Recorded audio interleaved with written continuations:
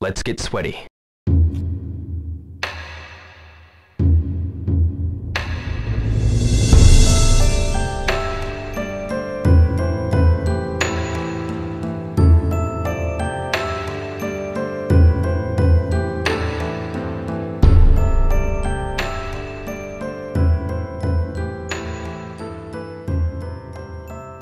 Hello and welcome to episode 7 of the Shenmue Dojo show with myself, James Brown, and Mr. Matthew. Hello, Oliver. Jesus Christ. If you heard Casey's podcast, you'll get that joke. Bloody Super Monkey Ball. Super Monkey Ball, that's the brand new Super Monkey Ball that's just been released. Well, I say brand new, it's like sort of a remaster, but we've been playing it a lot recently and that theme song's stuck in both of our heads. Oh, yeah, it is. But I'm good. How are you? I'm doing all right, thank you, man. Yeah, so it's sort of the night after the calm before the storm, or the calm after the storm, as it were, of the Shenmue anime that happened last night, the panel and the trailer that was released to the public. So how are you getting on after that whole crazy thing that went on last night? I mean, it was nuts, wasn't it? I'm suffering from sleep deprivation because I didn't sleep very much last night because I was pumped. Honestly, I mean, first impression of it is oh my god, it looks so good. They've put so much time and effort into it, and wow, the reaction says it all from everybody. I mean, live on air, I was speechless, and I'm not often speechless, so it says enough for me and how I think that trailer sort of just knocked it completely out of the park. And what about yourself? Yeah, well, same as you, mate. It was like completely unexpected. I don't think anyone was expecting it to look half as good as it did.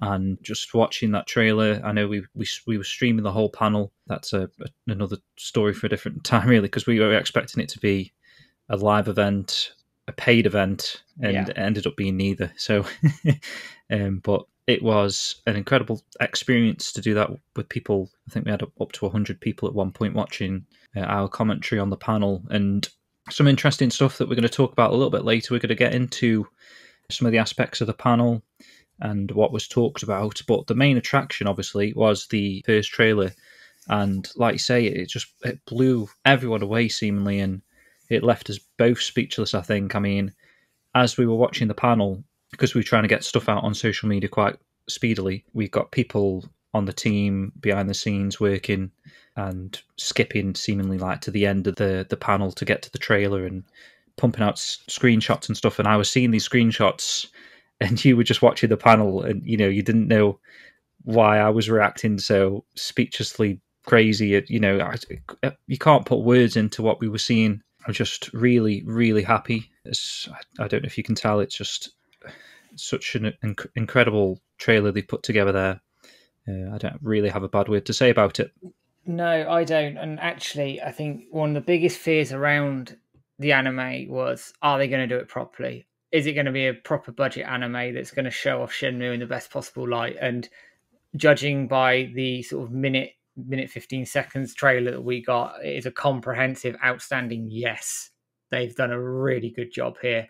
Shenmue fans should not be disappointed in any aspect of this trailer. And if the anime lives up to that trailer or anywhere close to it, I promise you this could really set things on fire in terms of the series and moving it forward. Yeah, definitely, because at the end of the day, we still want to get a Shenmue 4, and I'm sure we'll get into it at some point later on in the podcast, but I really think that this anime is such a great basis going forward to get a Shenmue 4. It's going to be successful. I mean, I can tell from the response, people from the trailer, I think so. Every Shenmue fan that's a Shenmue fan is super excited to watch this adaptation. So I expect this to go a ways into making Shenmue 4 a reality, surely. Gathering new fans as we go as well that, you know, have come from an anime background, might not even be aware of Shenmue as a name, and seeing this anime, getting into this series, learning about the story and the lore of Shenmue that we know and love. Hopefully tag a few more fans along the way as well. I mean, that's the aim, isn't it? And we'll talk about this more when we analyse the panel itself. I mean, Yu Suzuki has been open from the beginning that he wants this to attract new people to the series, to play the games, to get back into the games. And if this anime is a success, it really puts the ball back in some people's courts as to what happens with Shenmue. I'm thinking of Sega here, because if this is a rip-roaring success, the easy thing to do would be, right, let's cash in on this, let's finish the story with an anime and get it done. But that's, in some respects, it's the easy route. Is there going to be then enough temptation to go, do you know what, the anime has brought in so many new sales for the games, sod it, let's do a Shenmue 4, and there's going to be some big decisions made around the series if this is successful. It's sort of like a double-edged sword because, like you say, on the one hand, if the anime is successful, it could go one of two ways. They could use that success and have a risk at a fourth game, hoping that, you know, all these new fans and people are going to be interested enough now into the games again that Shenmue 4 is going to sell like hotcakes kind of thing. Or are they going to go that other way where the anime is such a success and the games weren't necessarily as successful? Let's just finish the story off with an anime because that's currently the right direction that the series is sort of heading in terms of success. And it's funny, isn't it? I mean, what you're trying to say is it's obviously it's that success that it could bring to the franchise. It's going to create a discussion. It's going to create a problem, a good problem, shall we say, at the end of the day. And I think most Shenmue fans, certainly the people who've been around from the beginning, and this isn't to disparage any new fans coming into the series because of this anime, most of us want Shenmue 4 as game format, and we've always said that. But I think based on the quality of what we've seen from the anime, it would be acceptable, I think, to the majority in the community if that had to finish the story. That would be a good way to go. And if there's no other option. If there's no other option. But we know that Yu Suzuki has been quite open that he wants to do a fourth game. So I do think that will be the way they want to push it. But it really, there's a lot of players involved here. Sega, Yusan himself, and everyone, all his partners around it. So at the end of the day, the big decision lies with Sega. Sega could turn around and pull this back in-house and go, we want to finish the story through the anime. And then that decision's taken out of Wisnet's hands to a point. Yeah, it's going to be an interesting one. I mean, even so, if we end up getting further into the story with the anime, you could always then take that as a basis for a fourth game in the future. So rather now, we've kind of got the direction of turning games into an anime adaptation. It could work the other way around in the future, depending on how quickly they plan to get this show out. I know it was announced a year ago. I'm not 100% on when they actually started working on the first season, but within a year, they seem to have done quite a lot. Judging from the trailer, I mean, it could almost be nearly complete in a way, this first season. So while we're digesting that first season, if they continue to work on, say, the second season as well, you know, without a gap, I don't know how animes typically work season to season, whether the teams just carry on working or they take a break, or what you kind of don't want is the team to split and work on other projects, because then it's getting them back together to then create a follow-up season. So it also depends on how far they're going to go in the story.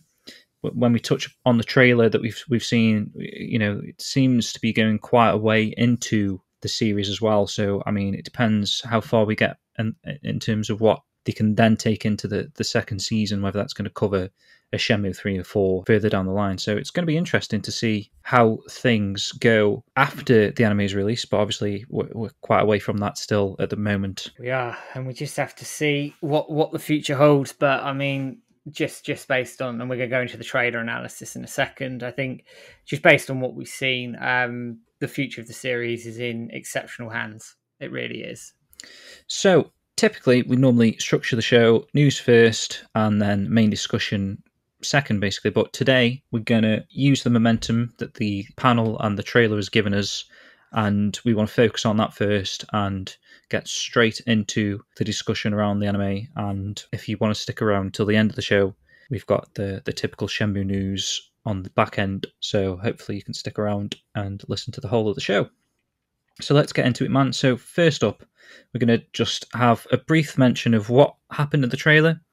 If you haven't seen the trailer yet, you can head over to, just go on YouTube basically, and wherever you're listening to this, if you're listening to this on YouTube, this particular podcast episode, you'll find trailers on our channel, trailers on Crunchyroll's channel.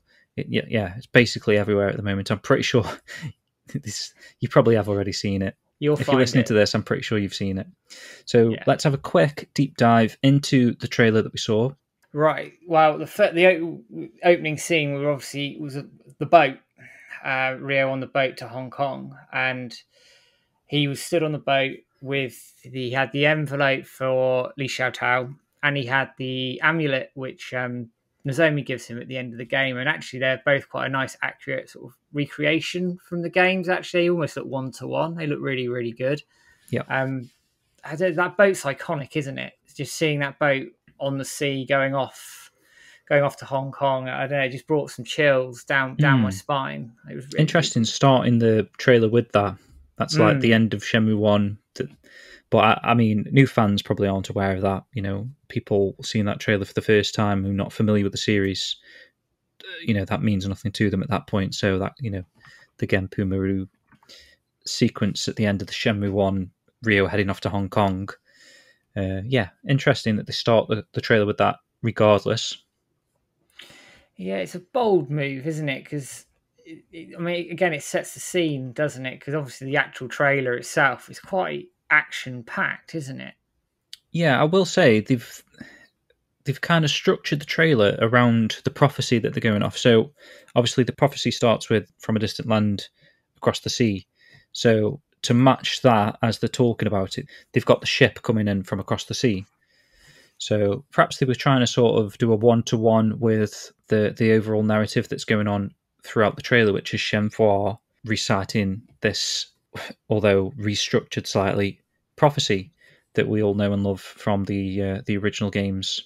Yeah, and as a slight side point to this, it shows how good this trailer is when nobody's talking about the change in prophecy.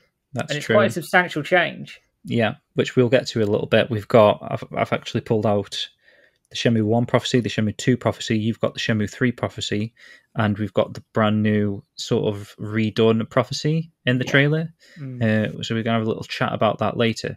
But other than that, like Matt said, we saw the boat coming in at the start of the trailer. Other locations that we see in the trailer, we've got Ryo walking down what appears to be a street in Yokosuka somewhere, maybe Sakuroka or Dobuita. It's just, you just see his feet basically walking on tarmac. Yeah. And then it cuts to Ryo and this is an interesting one. I assume it's Ryo, but he's a little bit younger, and it's that infamous martial arts tournament that we heard about a long time ago where, he infamously is supposed to get his scar that he covers with a plaster from the scene. So it's really cool actually that they've taken elements from lore and story or wherever the script sets possibly for the first game that didn't end up making it into the original game on the Dreamcast. I know we saw a little bit of bits and pieces from the Saturn trailer, if you guys remember that was included on Shenmue 2 Xbox, where we had the Shenmue Saturn 5-minute trailer of how that looked, and that had scenes that weren't in the final game of Ryo talking to his dad. There's some elements that were changed along the way, but yeah, it's what you think of them incorporating these sort of elements that weren't in the game, like just to flesh out the story even more, and maybe give a bit of more of a backstory to what's going on as Ryo as a character prior to him running home and finding his dad dead with Landy and all that sort of stuff that happens at the start of the main game. It's a smart move in my mind. I mean, bearing in mind this is stuff that we've talked about for the best part of 20 years. So it sounds like to me that in sort of pre-production, they've had these discussions around how they want to structure the story. And certain elements have come out of it in terms of things that have been talked about over years, like the martial arts tournament, like Ryo getting his scar. So it's a smart move for us old school fans who have been waiting to see this stuff for 20 years. So instantly we are hooked. Instantly we're like, hang on a second, this has been talked about in canon for years. Where's this come from? I don't know. It really sort of whets the appetite as to what's going to come from this, because we also don't know what they're going to include further down the line. Is the boat chapter going to be in, for example, briefly as one example? That's been talked about again for 20 years and teased and all the rest of it. I know we had that comic with the Xbox version of Shenmue 2 where obviously sort of talked about it a bit more, but it's really good to see this sort of old stuff coming to the fore, because it's the first time anybody's ever going to see it, and it's created a real sort of stir in the community. It's a massive talking point, and yeah, I was sort of speechless seeing it. And one thing I think Switch was talking about this online earlier was Ryo's martial arts gi. He's got, I think, Yokozuka on it or something like that. So it's obviously he's representing his school or area in that tournament, which is, again, it sort of gives you a bit of background to his character that I don't think we got in the original game, and it just makes sense to give you that background in terms of building Ryo's character before everything happened, and then when a WoW dies, they can then sort of explore that change of character and what it does to him from an emotional standpoint as well. So I think it's just a smart move. It really is. Yeah, and it's kind of nice for like old fans as well that we're all aware of the story at this point. So a straightforward anime adaptation isn't bringing anything new to the park, but now this has got fans excited again, because we are going to see different elements that we've spoken about for the last 20 years, the martial arts tournament, how Ryo got his scar, like you say, potentially the boat chapter, and we also see different scenes occurring later in the trailer, which will get another good topic of debate for what we think's actually going on there. So a little bit further in the trailer, we've got Ryo and Guizhang fighting, and I was just stopping it a little bit to see if I could read the writing on the background crates. I paused it a little bit as Guizhang's approaching Ryo, and you can sort of see some figures of some people in the distance. I'm guessing Mad Angels. Yeah. And there's like a big, long crate that I thought looked like it said Mad Angels, but I'm seeing a B in there, so I'm not sure what that says. I wonder if there's any Easter eggs in this trailer that we haven't seen yet. Quite possibly. I mean, they did say in the panel there was going to be some Sega Easter eggs throughout the anime, and seeing that sort of fight scene with Ryo and Guizhang, well, two things stood out for me actually: is how well that fight scene looks like it's been put together, and secondly, I've got it paused here, is where Guizhang punches Ryo in the solar plexus, and if you've ever been punched in the solar plexus, it hurts. And it hurts a lot, and you can see actually the impact on his t-shirt, and it's just that small amount of detail there that just makes you feel that sort of pain. And again, it's just so well put together. Yeah, it's kind of left a circular imprint on his shirt, and actually when I paused on that scene, you can see the bodies a little bit closer up actually. So that could possibly be Terry there I'm looking at. And in the distance, what's it saying on that crate? It looks like ABALON, and then there's something behind Ryo's leg, but I can't really make it out. It's about the 19th second, 18th second there. But again, or something. It looks really. Again, it just looks good. It looks really well put together.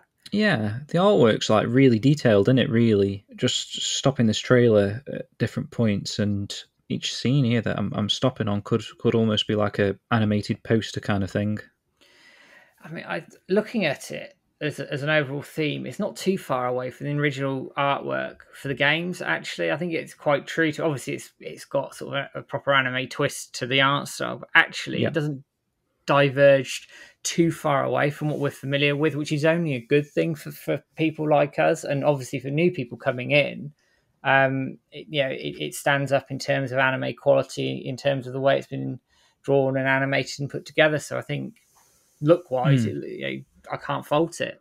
Yeah, it's got that kind of original Kenji Miyawaki artwork style from back in the day. Yeah, definitely. Seen on like the Premiere mugs and whatnot. That character concept art. So moving on a little bit, Ryo's looking at a sword in the dojo. Or it could be his father's room, actually. I think it's his father's room, because there's bookcases in the back left corner. There's bookcases in there, so I wonder if they've changed that up a tiny bit. Yeah, so he's got the katana from there, and I wonder if we'll go to the antique shop to get the sword handguard. But we see Ryo inserting that into the wall. where obviously he's going to get into the basement to find the Phoenix Mirror, and then it kind of switches to Bailu Village. We've got so this is another location, but from the panel that we'll talk about a little bit later, but Yu Suzuki did say that there's flashback scenes of Shenmue and Bailu Village, so just seeing Bailu Village here, it could be one of two things. I don't think we're going to get all the way to Shenmue 3 to see Bailu Village. I think this is going to be maybe, I think I said yesterday about it, they don't have to focus on Rio, they could go off and explore a different character for 5 minutes of an episode, you know what I mean? Introduce Shenmue, maybe she's in Bailu Village talking to the locals, talking to her father, before even all that kicks off kind of thing. That there's potential there. They could introduce characters like that, or this could literally be, how we get the dream sequences, Rio seeing Shenmue and Guilin in his dreams kind of thing. Possibly this could just be a flashback kind of scene like that. But what I will say is they've represented Shenmue 3's Bailu Village to a T. You can see the path that winds down. You can see the bell tower.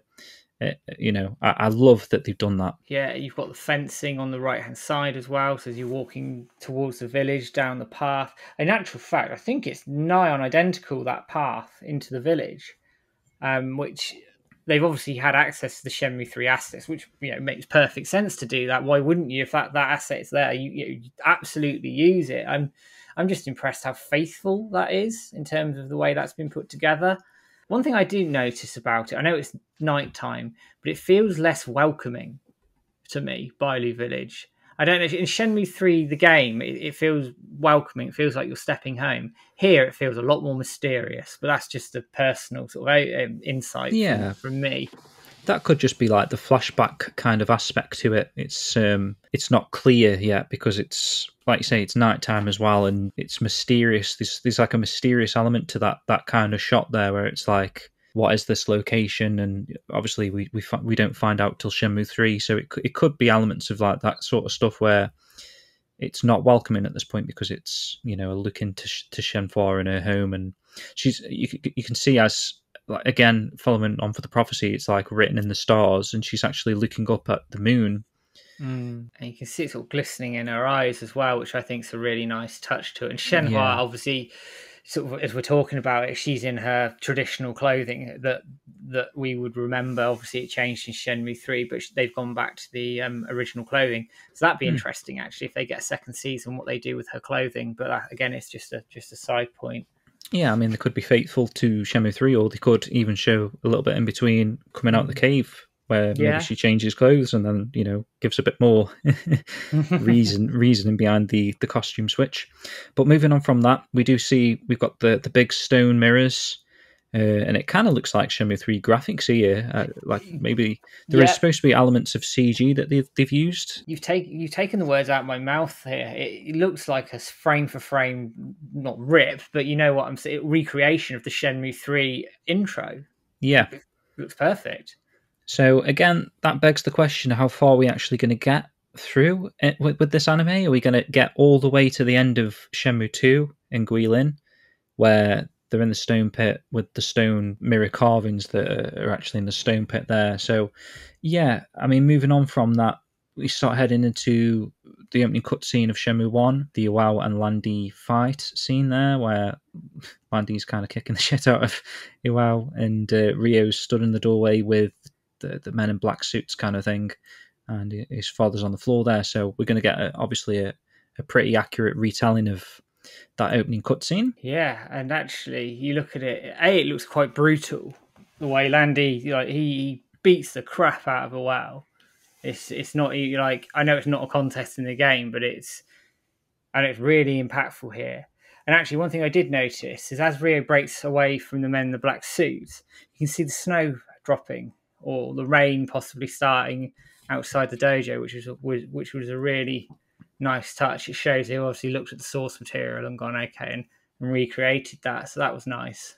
Yeah, I think that is snow. You might have like a kind of crunchy winter opening scene like that we get from the original game there. So that'll be pretty cool. I do like the art style. We'll get into this a little bit later, but just things like that, like little details like that.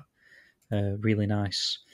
And then moving on, we can see what seems to be the scar on the side of Ryo's cheek there, and it's actually bleeding. He's in his typical leather jacket. So this seems to be moved on slightly from if this was caused by the martial arts tournament or something else. So where do you expect this to be, this bleeding on Ryo's cheek here? Like on first watch, and I think I probably said this live, I thought Chai had given it him. Yeah. But looking at this, and obviously going back to the original sort of lore around him getting the martial arts tournament, I'm wondering here, because it cuts to the scene of his eyes, and his eyes narrowing like he's angry. So Yeah. I'm wondering if he's bleeding, like, and Landy's done it. And Like a after the Wow's, opening cutscene. yeah, Kind of and a thing. Wow's just died, and rather than sort of shouting no like he does in the game, that at that moment he that's it, that's his change of character, and that scar is almost that symbol of it. Yeah. Again, I'm just throwing, it's a theory. I've got nothing to base it on, but that's just, it could be that way. Yeah, I know what you're saying. I mean, there is a few slightly altered scenes that we do get to see a little bit later. We were about halfway through the trailer here now, so it kind of flicks from that to Ryo fighting some of the thugs in the harbour. He does some sort of swinging kick, and he's inside one of the warehouses, and I think you can see Tony and Smith in the background there with the the pink top and the green top of Tony or Smith, or the other way around. I can't remember which way around it is.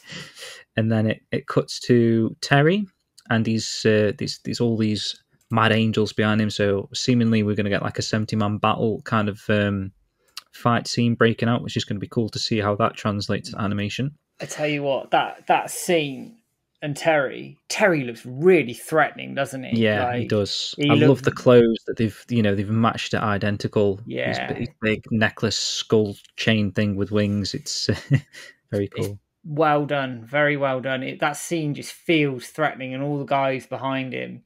Yeah, like, there's, I think a couple of them got baseball bats and everything in the background as well, and that scene just feels like it's going to be a good one. But at the same time, you can feel that threat behind it. But again, it strikes a darker tone, I think. A bit more adult kind of than, I mean, the games are, I think, R-rated, or, well, perhaps not that high, but, the teen, or whatever, based ratings on the games. But actually, they're quite, not that brutal, are they? You don't see any blood, and the themes aren't too strong in the games. Whereas, like you say, this is more of like a dark sort of serious tone, and there is impact on some of the punches and bleeding on Ryo's cheek, etc. So yeah, just mentioning quickly that the Mad Angels behind Terry, they don't look like the original. Like they've not one for one copied every single character from Shenmue. They were kind of like throwaway characters anyway. You literally just beat them and then that's it. So I just thought that was interesting that they're almost a bit more generic, aren't they? Than and that's okay. At the end of the day, they're not going to play a massive role in the story going forward, other than to get beaten up. So it just needs must, and there's no issue with it. And then the trailer goes into what we were talking about a little bit there.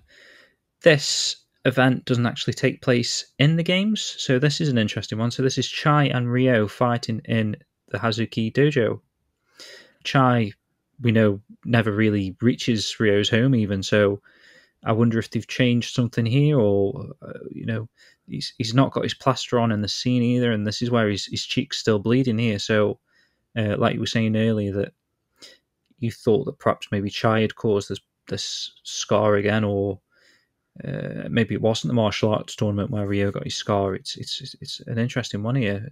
Where they're taking this, I don't know. I don't know. It's interesting how they're sort of structuring this, because could it be the arcade fight and it's Chai's gone to Ryo's home? The second potential opportunity could be obviously where you fight Guizhang in on the way home through Sakurai Joker. Yeah, maybe he follows him home, you mean? But yeah, because he's on the roof, isn't he? So maybe he follows him home and thought, right, I'm going to try and get some information out of him here. And then the fight's disturbed that way, possibly. I wonder if they're going to make that scene where he gets his scar then. It's because they make a point of showing that on Ryo's face in this scene. So yeah, it's interesting. I mean, it could well be Chai. I was just sort of spitballing the idea that maybe Landy gave it to it. It's again, yeah, though, it's an open book, isn't it? It's open to interpretation. And what I want from this anime is that it follows a Shenmue story, but it's a different interpretation of it. And I think they've got that in abundance here for me. yeah, definitely. And then we're kind of greeted next by the Ryo and Nozomi bike scene, and they're just heading through the big tunnel there, Yeah, heading back towards Dobuita. So that's cool to see. So that's just after he's rescued Nozomi from the Mad Angels. So I mean, the so far up until this point, the trailer's mostly been Shenmue 1 sort of footage, yeah. and then we get a brief glimpse of the brazier sort of the fire from the stone pit, you know, where Ryo inserts the mirror and then all the flames kick off and brazier things are like lit and whatnot. So again, interesting if we're going to get that far into the story, or that's, I don't know. Is that just a tease? I don't know. I mean, it's interesting if it is just a tease and they don't go that far. That means they have assets for season 2. Yeah, totally.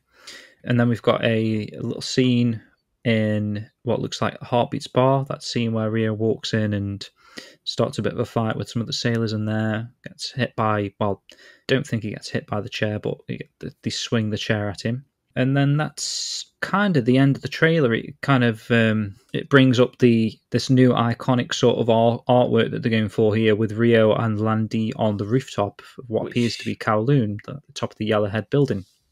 Looks good. Looks really, does look very good. Really crisp and polished. And it raises that question of, are they going to move the Landy fight to the rooftop? Could it also be imagery taken from the dojo fight with Landy at the start of the game, where Ryo obviously goes to defend his father and Landy just completely destroys him? And they've just sort of put it there as a sort of a bit of a promo shot. Yeah, because it's a still image. It's not like we get footage of this happening on the rooftop. It's just like a still image that you're kind of using as a promotional artwork. So, I mean, yeah, take that as you are. Whether or not that's going to actually be in the anime, a fight scene there. I mean, I did raise the point that perhaps it could be one of those moments you get sometimes in films and stuff where it's not actually happening. It's like Ryo's just imagining that. So perhaps we could get it where Landy's on the helicopter and he looks up at him, the stare down, and then it looks like he's fighting him on the rooftop all of a sudden, but it's kind of his imagination of like, you know, oh, this is kind of what I want. I wish I could fight him, but you can't, kind of thing. Or maybe Landy's just a bit more of a badass in the anime series, and he jumps off the ladder, has a fight with Ryo, and you know, and then leaves towards Guilin, leaving him. You know, obviously he's going to defeat Ryo and carry on. I don't know what do you think? Is he going to have like a fight with Landy, and Landy's going to realize he's getting a little bit better? Obviously, in Shenmue 3 we get the actual fight with Landy, and he's impressed by how his martial arts have come on yet, but yet he's still not good enough to even lay a punch on Landy. If they do it there, I think they're rushing it, because I mean, in the games, it's what the games start in November, and then you wake up in December, early December, and then Shenmue 3, if you start from just like fresh, having obviously, well, you start from fresh anyways, you can't carry save, but you know what I mean. It's March time, isn't it? So you've sort of gone sort of 5-6 months in game time by the time you hit Landy in the end of Shenmue 3. So for Ryo to have a fight with Landy and sort of impress him that quickly, I don't know. That doesn't make sense to me, but I could see them fighting. I could see them moving the fight scene to the rooftop for sort of a dramatic effect, but I don't know what value it would have at that point to say that Ryo started to make gains in his martial arts. Because, for example, what I don't want them to do there is counter elbow assault and he lands a hit on Landy, because he's been nowhere near him. Yeah. But again, we'll see. That's just, again, it's a personal opinion, but I think it'd be too soon if Ryo could even get near him. Yeah, I mean, the trailer is all like fighting scenes, so it's whether they're kind of going down that. I don't necessarily say like the whole series is going to be like quite action based, but maybe the artificially adding in extra fights that didn't take place in the game to kind of make each episode have some sort of a battle element to it. I suppose that, there could be, otherwise there'd be episodes where nothing particularly happens if they're kind of covering some of the major fights in the series. I mean, if you're streamlining it down, because I mean, we'll talk about the panel later on in terms of how they've sort of done it, but it's going to follow the story in a much more linear way, with some bits breaking off, like slice of life in Yakuza and Hong Kong and the rest of it. So you're thinking about the fights that you do have in Shenmue 1. You've obviously got the sort of the first QTE with Inoki and his mate. You've got Heartbeats, obviously, which we talked about. You've got the fight with Ryo defending Nozomi.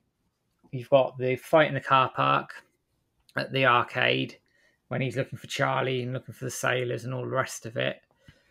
You then have the fight the next morning after you find Charlie. So that's 5 fights already.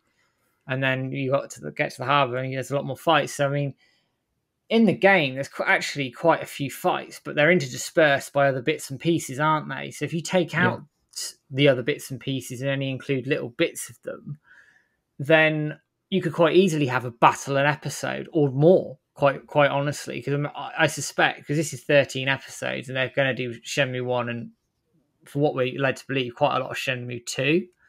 So you're going to get a lot of fighting in this, I suspect. Yeah, that's a good point. When you think of it like that, I mean, even when you're at the harbour doing the forklift job, each day there's an event, as it were. Even at the night time, there's that motorbike scene with the thugs a couple of times harassing the homeless man, and then bits throughout the day where Ryo enters a warehouse on his forklift and nice taxi you got here.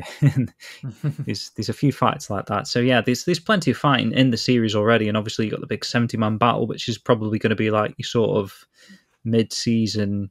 I mean, we could talk about this if you'd like, that we know that there's 13 episodes, and one of the parts of the panel was a guy was saying that they've structured it to be like half Japan, half Hong Kong. So that's seemingly like what Peter was saying in the previous episode, where you could have 6 episodes set in Japan, with your mid-season sort of finale, which is potentially the 70-man battle with Terry, before Ryo ends up going like that we saw at the start of the trailer on the ship across to Hong Kong, and then that starts the second half of the series, where it's mostly going to be Hong Kong focused all the way up to potentially Kowloon, because we see the rooftop scene here with the promotional artwork with Ryo and Lan Di, and then that's kind of like maybe your 13th episode finale of the season, perhaps Ryo and Lan Di fight in this ultimate showdown on the rooftop, and they've kind of like altered the script slightly to have that, just so there's then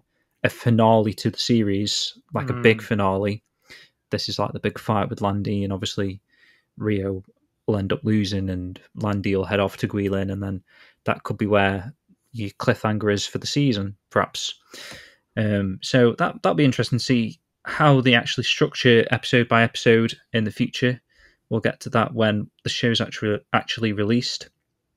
So let's have a quick recap then. So from the trailer, locations, we've got Yokosuka, the harbour, warehouses, Ryo's home, dojo, a tournament place, the rooftop perhaps in Kowloon. You've got a little bit of Bali Village and the Stone Pit. So that's confirmed so far from the trailer. We haven't actually seen much of Hong Kong, Aberdeen, those sort of places. So I'm sure we will get bits and pieces, especially like Mamo Temple. They've got to kind of, that's got to be somewhere. Yeah, it's a huge part of the game, isn't it? I think, like with meeting Zhuing or Li Xiaotao, depending on how you remember the games, and that whole thing, that whole segment of the game is quite important. So I'd be very, very surprised if that didn't pop up anytime soon. Yeah. And then characters confirmed so far that we saw in the trailer. We got obviously Ryo, Guizhang, Shenhua, Lan Di, Wow. We got the men in black suits in that opening cutscene, and we got plenty of thugs. Tony and Smith seem to be in there in the background, along with Terry. And there's like 70-man battle, Mad Angels, those sort of characters. We've got Chai, and we've got Nozomi that we saw on the bike very briefly. And last one I put is his name's Jones Henders, and that's the guy that swings the chair in the Heartbeats bar. It doesn't quite look like the same guy, but that is who the guy is in the actual game. So interesting. So brief rundown again of the event. So we've got the ferry leaving for Hong Kong, martial arts tournament, dojo fight, Rio and Guizhang having a little fight. That's like, was that later on perhaps that we saw that scene there where he's just before, where Terry tells him to beat up his son? I think that's it. I think that's later on, just before the 70-man battle, looking at it anyway. Yeah, and that's kind of how the trailer was structured as well, because you've got the 70-man battle with Terry next. And then it skips to the Chai in the dojo. Rio messing with the basement, Shenmue on Bali Village, Rio and Nozomi on the bike thing, like we just said, and ends with the Rio and Landy rooftop. Well, there's a little bit after that where it just shows off some of the fighting that's going to be in there. Like there's a nice little scene of Rio throwing a guy to the floor. So I'm going to ask you then, man, what do you think about the animation style that we've seen from the trailer? Do you think it looks... I mean, I don't know if you've seen other animes previously, but do you think it's on par or better? My anime sort of experience isn't massive. My wife is into anime a lot more than me. She watches all the Studio Gilby stuff, and she's really into that sort of stuff. But for me, the animation style looks really, really good. I know they were saying that CG and sort of drawn characters is a bit of a controversial subject in anime, but I think it works really, really well here. Actually, I think it sets the scenes nicely, and it allows for the main action to sort of pop up off the screen for me. And I think the characters, the way they've been drawn, is very typical anime style. But I don't think that, like I said earlier, I don't think it strays too far away in terms of the main characters from the original artwork. So I think it's quite a faithful recreation of the Shenmue characters, but with an anime lens to it, and I have no complaints whatsoever. I think it looks really, really good. Yeah, and I suppose the point about like the CG, I mean, it's based on a video game, so in a way that doesn't particularly matter too much if they want to use CG elements in the game to flesh out what they were saying about Kowloon and all the buildings and that sort of stuff around there. And we've seen the stone mirror replicas. It looks like they've used CG. It almost looks like the actual Shenmue 3 game footage that they've used there, which they can. It wouldn't shock me. It wouldn't shock me because the mirrors just look like it, and the shots they've used.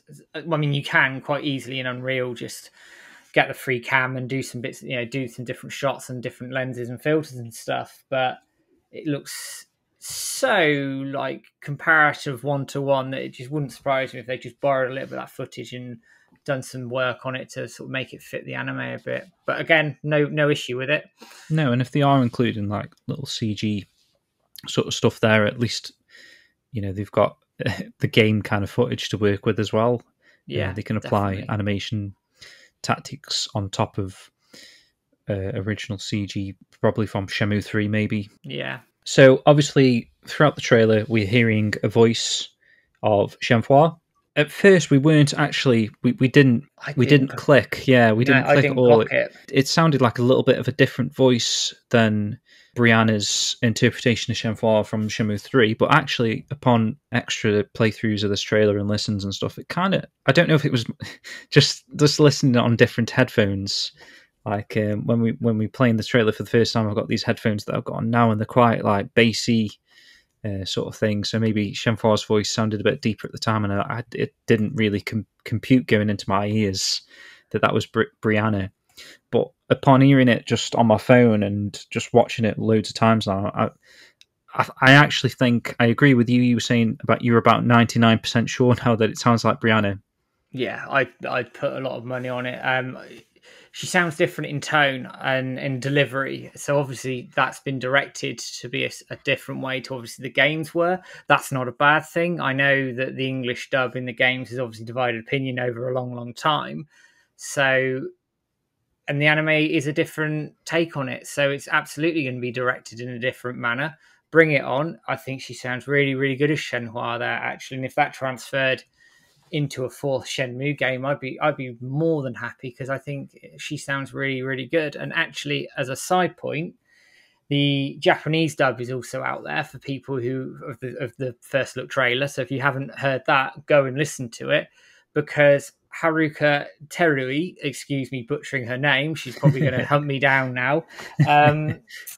She is the voice actress for Shenhua and Shenmue 3, is also the voice of Shenhua in the Japanese dub of the trailer. So it sort of fits into that interview that happened early on in this sort of cycle. I think it was late 2020 or early this year. They talked about the potential cast, and I know they said they wanted to bring the core voice actors back, which we know they've obviously done that for Shenhua, which is fantastic.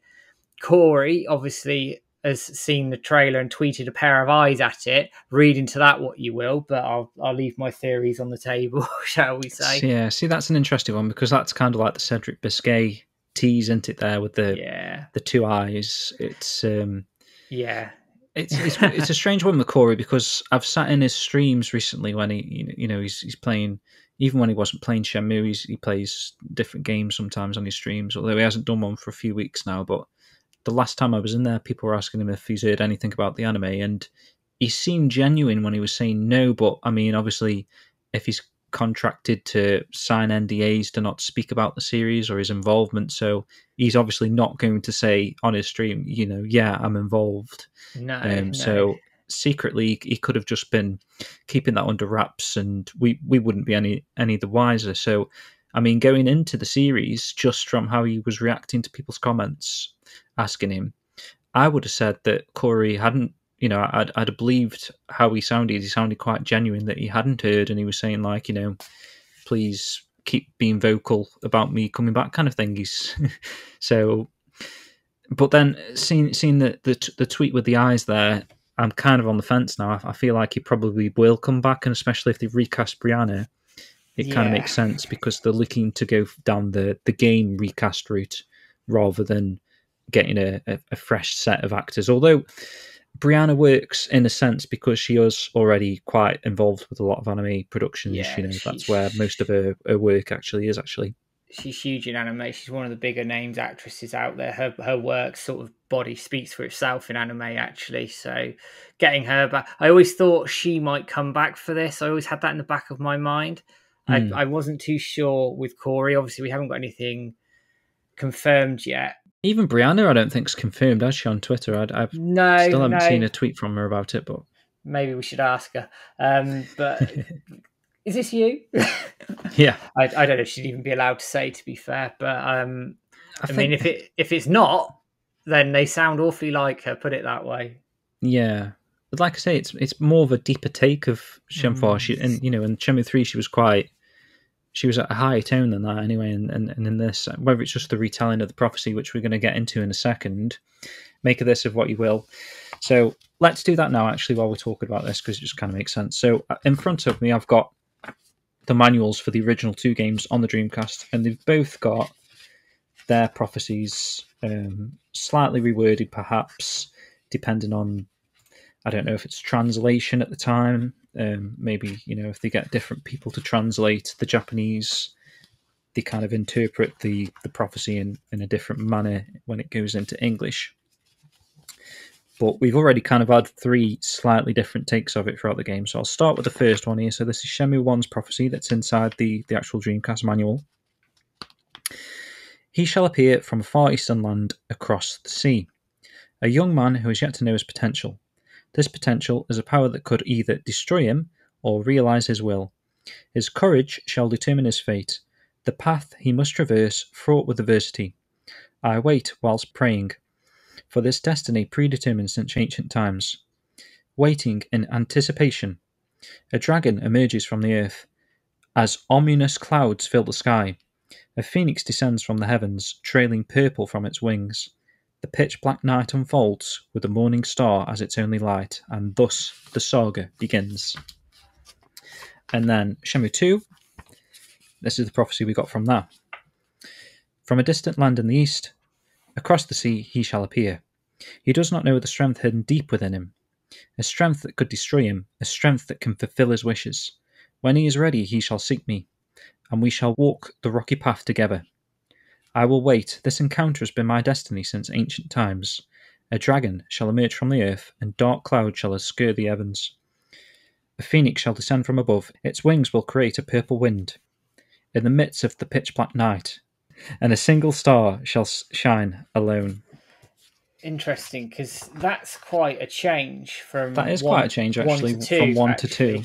And I don't know if that's translation or just they've changed it up slightly, because I've got the Shenmue 3 one here. And actually, what you've just read from Shenmue 2 isn't too far off of what Shenmue 3's is. I'm going to read it out now.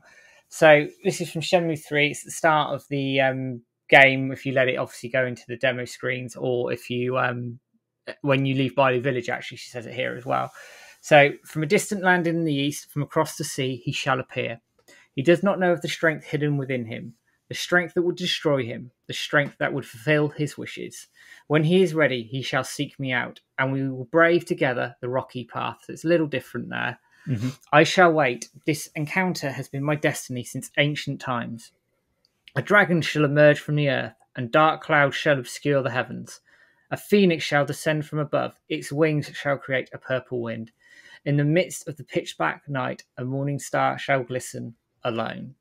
See, to me, that sounds like how if someone asked me to recite the prophecy, I probably would recite it like that. I just wonder it's because the most recent one we've heard. But that one from Shenmue 2 to Shenmue 3, you could argue is translation, because it's not too dissimilar. Not too dissimilar, yeah. That original one, actually, that I read from the Shenmue 1 was... really different. I don't remember it being like that, actually. So whether that's just something that's in the manual and then it's not like that in the game. But I'm thinking of the, right at the end of the game, where the bloke, so reads it out. But then obviously Shenhua in the anime trailer is reading the prophecy, and this is really different. So just have a listen to this one. So, coming across the sea from a distant land in the east, he shall appear. A young man unaware of his own strength. A strength that can both destroy him and bring his dreams to fruition. As it is written upon the stars from long, long ago. A dragon will rise from the earth, conjuring dark clouds to blot out the heavens.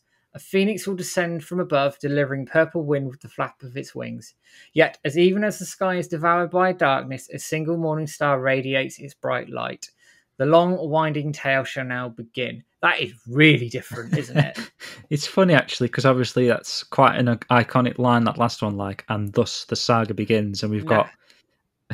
and now the long, winding story begins, or something, do you know, if I'm being hypercritical of it, and this is me being hypercritical, I just think, and thus the saga begins, has more of an impact at the end of that. I see why they've changed it up, because I think it's a bit more, I don't know, it feels a bit more westernized in some respects. I don't think it's a translation issue. I think they've chosen to change this prophecy up, and if I ever get anybody on the interview series, I'm going to ask them. Yeah, it seems like they've it can't be a one-to-one translation, and that's the end result that's come out, because it's just so different, like a completely different structure of the sentences and words and stuff.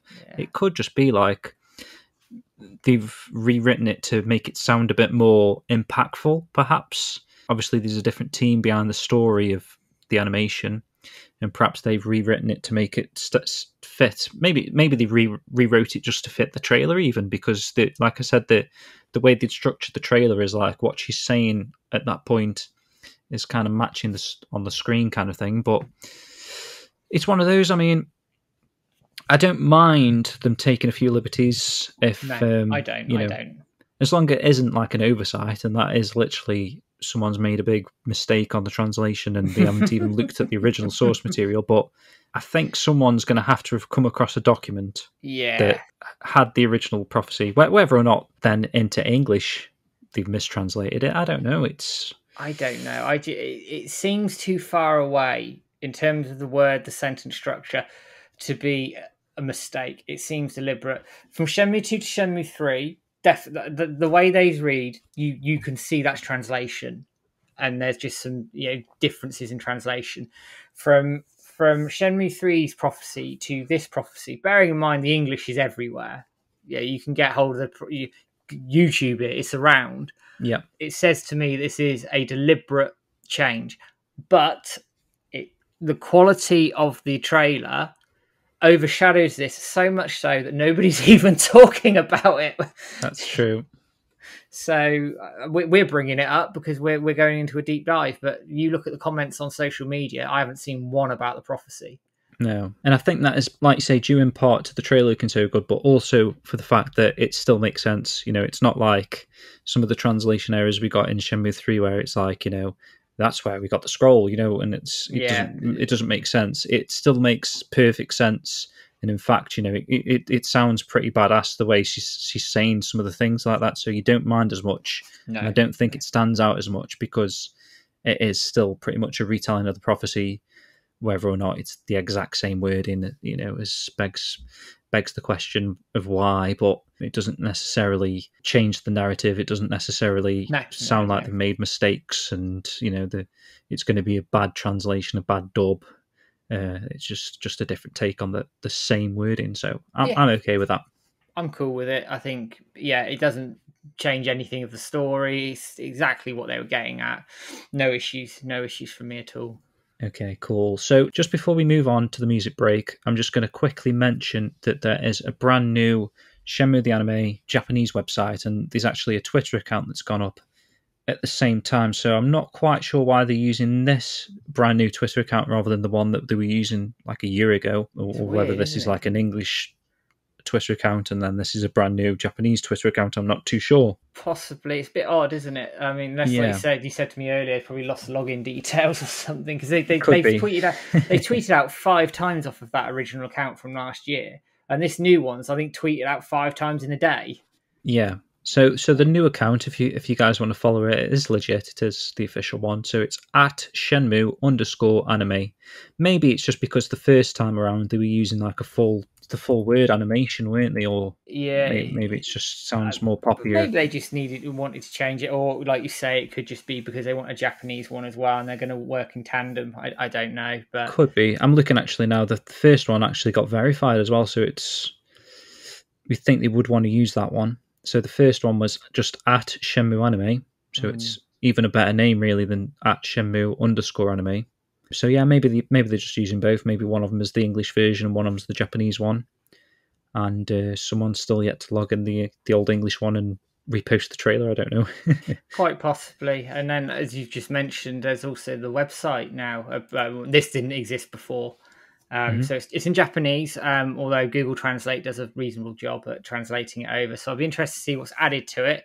If you go onto the website itself, it's got the rooftop poster with Landy and Rio there. So cool. I'd love that as an actual poster. Badass. So if anybody's listening, Jason DeMarco, Adult Swim, Crunchyroll, Sega, whoever you are, make that a poster. Yeah, easy money. Like a nice big B2 poster. Yeah, easy money.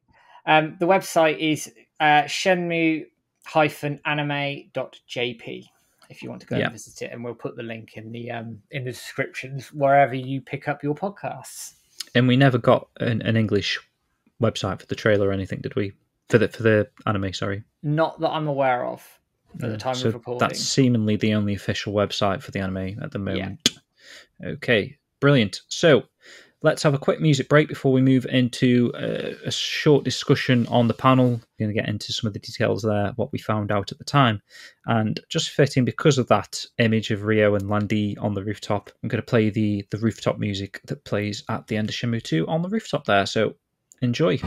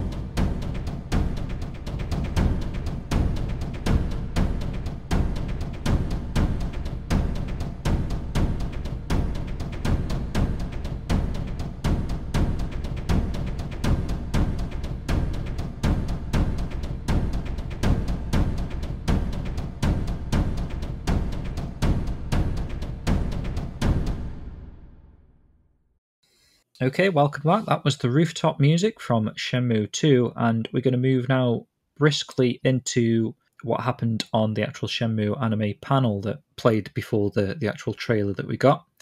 This was live, well, semi-live, bit of a long story into that, but basically we assumed that if you paid $20, you got a ticket to this live event, and it was actually just a free VOD on the website. So we will link that in the description. You can watch this panel if you're interested in catching up on what was actually discussed, but we're going to go and break it down as well for you right now. So this was at the New York Comic Con. There was a moderator guy who Matt's going to pronounce his name for you in a moment, who he interviewed Yu Suzuki, Chikara Sakurai, and Yu Kiyozono, was it? Oh, and Joseph Chou as well. Yeah, that's right. Yeah, so obviously Chikara Sakurai is the director. Yu Kiyozono, Kiyozono, he was a producer. And Joseph Chou is a producer at a different place. Is he Solar Entertainment? Solar Entertainment, yeah. Okay. Do we know of these latter two people? Are they involved in anything else that we should be aware of, or? I must admit, I've only done a very quick sort of Google on it. Yeah. I mean, both of them are anime veterans, so they know what they're doing. Is probably the way I could put it. But with that, I haven't done too much research because I haven't had the time to. But I'd happily speak to either of them about their role. Yeah. Did they both speak English, or was it just that Joseph guy? No, Joseph speaks fluent English. I don't think the others do, unfortunately. But it doesn't mean we can't work around it. Yeah. And so the moderator, who was... Oh, you're asking me to pronounce his name. Ifi Nwadwe. I had to watch the video about 4 or 5 times to make sure I didn't butcher his name, so apologies if you hear this. I think you did a good job there. That sounded right. Ifi Nwadwe, yeah. Yeah. Okay, so Matt, if you want to go through some of this, so what was actually talked about at this panel? So it was probably about a 20-minute panel-ish, all in, with the trailer at the end. And as James sort of said, it was a pre-recorded thing. I think it looked like it was done over something like a Discord or Teams or whatever. Zoom or something, yeah. Yeah. And they talk about sort of a broad range of subjects. And I've watched this back and taken some sort of keynotes for it. So I'll sort of go into it in some brief detail. But again, the link will be in the description if you want to watch it in its entirety. And it is well worth watching because it talks about some good stuff. So opens up, they're all introduced. And the first question goes to Yu Suzuki himself. And the moderator sort of comments around the rich history of Shenmue. And the question is, he asks Yu Suzuki, how does it feel to be able to tell the story you want completely? Because obviously in games, it's slightly different. And it's quite a short answer from Yu himself, actually. He said, obviously, as we know, Shenmue's a grand story, but it's hard to tell it all through a game. And the anime is much more accessible, and you can't wait to see it air. And sometimes the games can be hard to access, so it's quite a short answer there. Yeah. So do you think he's coming from these new fans kind of thing? He's saying like new fans might struggle to get into these old games. Perhaps he's thinking of Shenmue 1 and 2. Yeah. With the tank control kind of style, and I suppose it's a little bit harder to get into that if they're used to other games, I suppose. So he's trying to say that the anime might be a bit more accessible. Yeah, and they actually talk a little bit more about it as you go sort of further into the panel itself. So they quickly move into the next question, which is around the history and the fan base. And I thought this was a really interesting question. This question went to Yu Suzuki and Chikara Sakurai. And they were talking about how do you balance the desire to bring in new fans, because this is the whole point of the anime, to bring in new people, but also to appease what I think they described as the sort of the hardcore long-term fan base. And this is where Yu Suzuki sort of talks a bit more about the game. He says, obviously the games are fun, but they can be considered a bit clumsy. The younger generation or new players might find some of it a bit stressful, but anime doesn't operate like games. You can convey a message through anime a lot faster, and there's lots of potential here to get new people into Shenmue games, etc., because you can sort of skip the fluff. I think what Yu Suzuki was getting at, essentially, the stuff that I know we all quite like, but for someone coming into the series for the first time might be not turned off by it, but we might not quite get those little intricacies. So the anime is a lot more direct, essentially. So just thinking of that point, would you say, I know we're different mindset, but say if role was reversed and our first introduction to the series was the anime, and then you find out there's this game that's open world, 40 hours, massive, you can talk to all the characters you've seen in the anime in great more detail, going from the anime, that would seem quite exciting, right? As if you've got into the story and you've really enjoyed watching the anime series, and then you find out that you can actually go even deeper in the games and actually speak to specific characters and find out what's their daily lives are like and all that sort of stuff. That seems quite exciting for a new fan, right? Yeah, and it's exactly how they're selling it at the end of the day. Yeah. They're selling probably one of the core elements of Shenmue, which is its story. Actually, yeah, is a big element. Obviously, we have the slice of life stuff in Shenmue. We have all the bits and pieces around it, but it is a story-driven game at the end of the day. And what the anime is allowing it to do is to focus in on that story with some bits and pieces around it. And Chikara sort of came in at this point, actually, and said the story has so much depth within the game. And we know it does across all three games. I know it varies from game to game and all the rest of it. The Shenmue story is vast. We know that. So making the game into an anime obviously had its challenges because they've got to look at the story. And they also got to look about the world building in the anime because, as we know in Shenmue, all three games, the worlds feel like they're lived in, they're breathing. It's the whole point of it. It's part of the charm. And they talk about how they went about doing that, and they wanted to portray Japan from 20 to 30 years ago. They didn't want to make it too real because they want to get their message across, but they wanted to strike a balance between sort of fact and fiction almost. And there's lots of thoughts within this, also how to depict Ryo and his struggle and his emotions, and which is why they wanted to create this anime and make it a visual sort of TV program, because they felt they could depict Ryo's path well through anime, which is really good. Mm-hmm. And then they move sort of onto the history with Shenmue, and Chikara sort of answers this, and I mean I'll answer it very briefly because it's an answer a lot of us have actually come across. That, long story short, he knew of Shenmue. It was in all the gaming magazines back in the day, but he didn't buy it because he had no money. He went to shops to look at the magazines that were talking about it. He had a friend who had the game, so he would play it with his friend. But as sort of life went on, he never actually picked it up.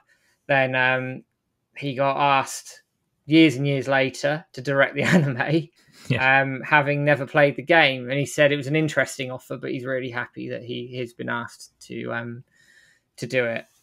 I bet he wishes he could go back in time and pick the game up now. Yeah, we may well have done since. You never That's know. true. I suppose Yu Suzuki probably just hand one copy to him or something. Yeah, play this. Digital code. It is on offer at the moment, and it's like a $5 or something. Yeah, so it's funny, isn't it? He's never played it, but in actual fact, in some respects, that could be a good thing because you're coming at it with a fresh pair of eyes as well. It's a fresh take, which again, I think this anime has to be. It has to be a fresh take, but not going too far away from the source material. But it was interesting. So the next question came up. This is to Joseph Chou, who is a director at Solar Entertainment, who are linked to Telecom, who are the animation studio who are making this thing. And they said, the question was, obviously, Joseph, you're not new to video game adaptations. He's done one before, although they didn't state what it was. And they want to know a little bit about the process around translating a game to anime, which is a fair question. It's a question I think we all had. Yeah. And he said, obviously, it's not the first time he's done it, but it's the first time he had a game that had a creator that's synonymous with the games, which we all know Yu Suzuki and Shenmue will be intrinsically linked until the end of time. But he said that Shenmue is story-driven. It's perfect for anime. Absolutely perfect for anime. And this is where it gets exciting. He said there's elements that can be expanded upon. There's lots of narrative that can be driven forward. He said the biggest challenge they had is to stay faithful to the source material, but also adding in things that you need to be able to tell the story in a series format. So what do you keep? What do you cut? What do you expand upon, etc.? Yep. He said he loved having Yu Suzuki involved because he was there step by step all the way. There are going to be some new stories and bits and pieces that aren't in the games. Obviously, we know that from seeing the trailer, we see the karate tournament, we see Ryo Scar as well, and how he gets that, which is, you know, Chai in the dojo, possibly, or yeah. This is lore that we've been talking about for 20 years. And he made an interesting comment here that there's literally hundreds of thousands of pages of backstory of things that aren't in the game, but some of it is made it into the anime. And it was a fun process going through what they wanted to put in and how they wanted to sort of flesh it out. So it sounded really exciting. I could see that being a fun process for you as well, because obviously he hasn't actually worked with the original games since, you know, back in the day. So having to revisit the stories and, you know, if he's going through the scripts and looking at his old artwork and stuff, maybe he's you know, he's saying, oh, you know, let's do this time. Let's, you know, he can add things in that maybe he wanted to do back in the day now, that he didn't have the budget for all the time. You know, when they were trying to push Shenmue out on the Dreamcast ASAP or whatever back in the day. Yeah, so I think it's nice to see you, and like we did say when you watching him in the video, you looked really pleased, really, you know, you looked really well, and it's just nice to see the bloke like that again. Yeah, it is, because you can see, I think there's the fire is burning, and I think the anime has probably helped that to a point. So it's nice, it's good. So sort of going back on to the panel itself, the moderator, if he then starts talking a little bit, and he says actually he's seen an episode. I hate you. And he's really, really pleased with it. And I wondered actually whether he is a Shenmue fan, or certainly is. It seems like it to me. Picked up the games and liked them. He may not be like a hardcore fan, but certainly likes the franchise, which it came across that way, which is great. This episode you've seen, do you think it is actually complete or not? Do you think they're still working on stuff? He said it's the first episode, so I got the impression it was probably done and dusted, but that's just me inferring that. I have nothing to base that on. Yeah, so the only reason I say is just because I've noticed a couple of people have commented on, say, like Ryo's not got a tiger on the back of his jacket or whatever, so whether or not they haven't finished drawing that in, or I don't know. Probably elements they haven't quite finished, because he hasn't got a tiger on his jacket at one point, but later on he does. Yeah, but later on he does, yeah, so either it's a different jacket or... Yeah, it's probably... Or for example, could he start without a tiger and then gets a patch? Just a patch, yeah, gets it patched on when he's hunting, on the hunt for Landy kind of thing. Yeah, who knows, yeah. But on tiger prowl. Or it could just be as simple as they hadn't quite finished it yet, and for the sake of a trailer, it's not going to... That minor detail isn't really going to matter, is it? Yeah, of course, yeah. So the next question was a question to everybody. And he's saying, so Shenmue obviously had a massive impact on the game industry. It's the first sort of real open world title where you could go around talking to the NPCs, you could do what you want. And then he asked, how was the game condensed into the anime? Which again is a very interesting question. It's been discussed on our forums quite a lot. And Yu Suzuki answered this first, and he said that animation is much more straightforward than games. It's perfect for telling sort of a linear focused story. There's less room for the monotonous side of Shenmue. And then this is where you started talking about what's going into the anime. So he talked about Shenhua's flashbacks and Guilin are going in. So the dream sequences, etc., will probably be going in. Yeah, and I wonder if that was what that was with the Bailu Village scene.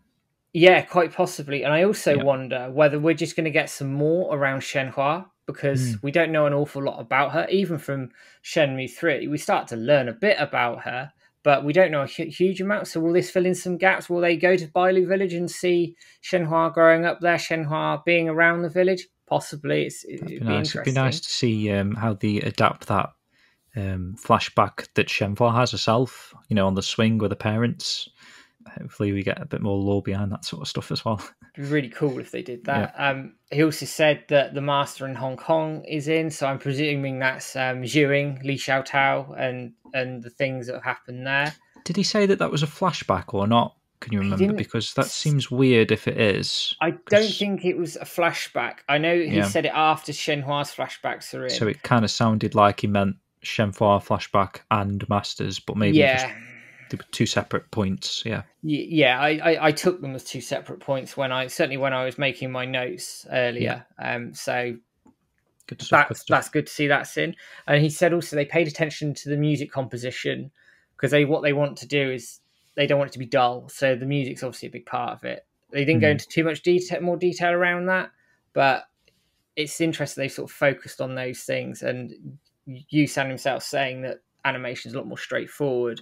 I think it means you can sort of focus in, can't you, on what you want. And just a little point on the music there. So obviously the music that was part of the trailers is that's probably just to sell the trailer into that. I think Joseph Kitchen was saying that that kind of style of music's used in many trailers. So I don't think that is like a piece of music that's going to be part of the anime as such, if you know what I mean. No, but I wouldn't be surprised if the style, the westernized style of that music is used in anime. From what we read in interviews earlier this year or late last year, they were writing a new musical score for the anime with a lot of new music, but also callbacks to some older songs. So I think that it's going to have a much more westernized feel to it.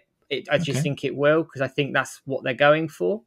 But okay, so it's possible then. It'll be interesting to see. It will be interesting to see, because I think we've become accustomed to some very calming, beautiful, pieces of orchestral music at the end of the day. But they're taking this in a completely different direction, which is fine, because I don't think that orchestral, calm stuff would necessarily fit an action-packed anime focused on the story.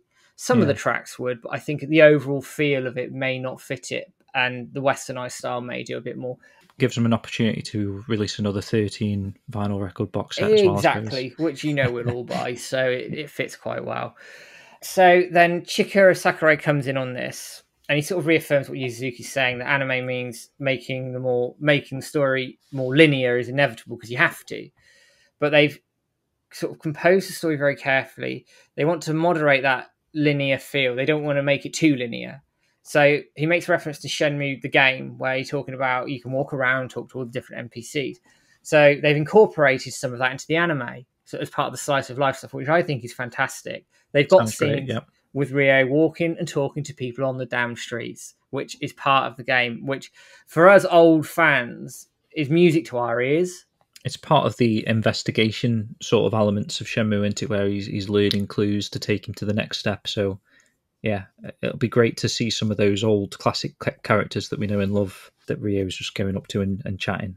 yeah, exactly. Hopefully buy some toy capsules, like a little bit of a joke or something as well. You never know. Brilliant. It'd be brilliant, or something. Buy someone a soda or something like that. But they said obviously there's a time limit to it. They can't go overboard. Point taken.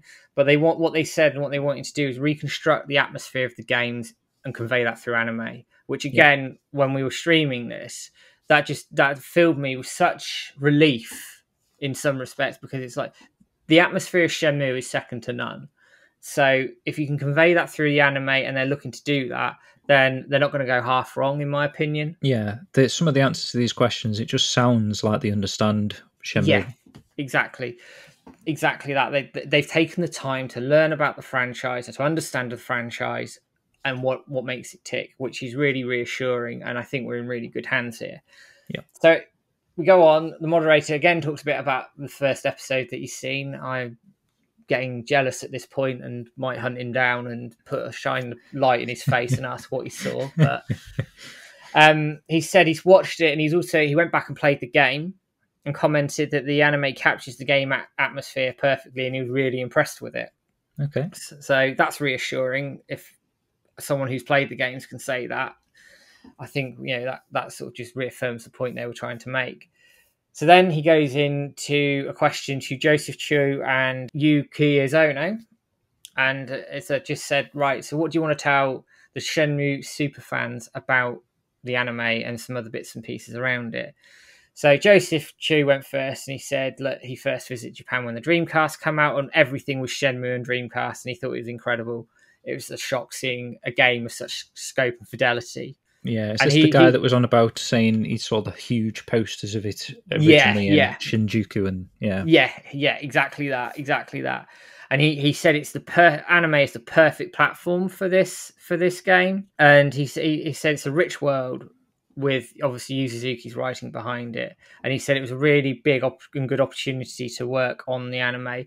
He said it's obviously fantastic to have his colleagues Chikara and Yu Kiyozono there as well, because he's worked with them before. He said the studio has lots of experience of making animes, lots of credits with exceptional quality, fully experienced, and he said he's looking forward to seeing the final product and the full package with the music, etc. in it. As are we. As a we, yeah, I'm thinking didn't give too much away there, but there we Mhm. are. And then Yu Kiyozono sort of comes in. He said he always thought the Shenmue 1 and 2 would make loads of great TV series because there's so much story in them. Yeah. The challenge was to decide how much do you cram into one season, and this is where I thought it got really exciting. He said that, like Hong Kong, for example, has lots of attractive characters, and as they were writing the scripts, they became more ambitious from a production standpoint. They were talking about, ideally, you'd think for one season would be to finish in Japan, the end of Shenmue 1, where you go off on the boat. But as they sort of worked and developed, they actually went through everything and found they wanted to include Hong Kong too, more scenes in Hong Kong. They wanted to create Kowloon and the walled city. So they went and did that. And they've created the walled city using CG and created this massive Kowloon, essentially, which I think sounds fantastic. And they've gone sort of great lengths to reconstruct, these scenes in Hong Kong, in Kowloon, in Japan. And I found it interesting. He said it's interesting using a sort of hybrid of animation computer graphics, which I know is a bit of a sticking point for some people who may be more anime connoisseurs than myself. But they said what they wanted to do, they wanted to recreate the grandeur of the games and bring that to the screen. And I think we may have spoken about this already, but that does work for this because obviously it's being adapted from a game. So use of maybe some of the assets from, I think we were saying about Shenmue 3, the big relief mirror things, that kind of reuse of that alongside the brand new animation. And I just think it molds together quite nicely, actually. It's very clever how they've used some of the CG. If we go back to what we were saying about the trailer, obviously the mirrors in the relief, the quarry or whatever, the stone pit, 1,000,001 translations of this. It looks like it's been taken from Shenmue 3, doesn't it? As we've said before. So definitely. I think having that balance and using all the tools that are available just makes sense. Just makes absolute sense to do it that way. So bring it on. Yeah, I'm all for it. Sounds great. So the next question is sort of a follow-up, actually, and it's a question to everybody, is what are you most excited for people to see in the anime? So Yu Suzuki goes first, and he talks about Shenmue being set in Japan in 1986, and it's a simulation of everyday life with a cultural element, which I think sums up certainly Shenmue 1 quite nicely. Yeah. He said, if you want to enjoy the games, sometimes it can be a bit stressful. He sort of repeats that point, unless you're sort of an enthusiast, you really buy into what the games are trying to do. And he says here, the hope here is the anime is for people who've heard of Shenmue but not played the games will find it much easier or approachable to come into the games, or for people who've never heard of Shenmue to discover what this series is about. He's saying the production quality is high, the characters are full of life, he's saying everybody please watch and enjoy this anime because I really hope it will interest you in the games as well, which I know Shenmue 4, we don't know what's going on at the moment, but it says to me that they are pushing this anime to get people into the games to justify a Shenmue 4. And, Yu Suzuki's just reaffirmed that basically, by saying he hopes that people will watch the anime and then get some interest in the games as well. Yeah, exactly. And that's what we all want at the end of the day, and we'll talk about some of the reactions around that topic in a bit, because there's some good stuff there. So Chikara goes next, and he says anybody who knows Shenmue and plays Shenmue is saying the main plot itself stays fixed, which it does, but there's a lot of ways to get there. Correct, especially in Shenmue 2, where you've got Q2E states that take you down different branching paths and all the rest of it. You've got different ways to search for things. There's a lot of scope in games, but anime is a lot more linear, which is true. You can get the body of the story in, and then he's saying you can flesh it out as much as you want. So they wanted to show that there are various ways to reach the ending. I didn't quite understand what that meant, but I think they were trying to sort of intimate that they wanted to sort of give the viewer the feeling that actually Ryo might go down one route, but actually there were several options presented to him. Yeah, the only thing I could think of is like if he obviously has not played the games, but maybe he's spoken to people in Yu Suzuki, and those people have said like every time you play through the game, it's a different experience. So maybe he's taken that as there isn't a set path, even though the semi is when you're playing the game. I mean, you can go off and go to the bars, go play darts or something, or go to the arcade. You know, you've got choices along the journey, but the actual journey is still quite linear in the games. But you know, maybe he's just taken that kind of knowledge without playing the games, as you know, you can come at the game and to reach the ending, there's like loads of paths. Maybe he's thinking of like Detroit Become Human Yeah, style with the possibly. map in his head. I don't know. Possibly. Or it could just be a slight mistranslation, I suppose, where it comes across that that's how he was answering that question, but we don't know Yeah, I mean, exactly what he means, I suppose. I'm just guessing a little bit there, but it still sounds interesting. He said the Yeah, characters, they're all going to be where they should be, which I think is great. So they're all going to appear in the right places. Certainly the mainline characters that we know about. He felt they were able to make them interesting and appealing through the anime. So I'm hoping, like for example, Tom's personality will come through. Goro, which I know is a fan favorite, if he appears, I'm sure his charm and personality will come through, shall we say. yeah, And he's saying, the last point that he sort of signed off of was saying by watching the anime, he hopes people play the games in their own way and people come across to it. And he said anime is going to be one of many ways to enjoy Shenmue. And to those who have played the games before, have been around since the beginning, that they hope that we discover something new from within it, which I thought was quite nice, actually. yeah. Perfect, basically, isn't it? That's what we want, and that's what they want to get new fans involved as well. Yeah. So then Yu Kiyozono went next, and he talked about a lot of it's all been produced in Japan. He said that nothing compares to the Shenmue story and its boldness and sort of brashness. There's like so many cool characters. There's no other work like it. He said there's several strong female characters in there as well, which we do know. Joy Ewing, for example, very strong characters. He's proud of the way these lives are being portrayed in the anime.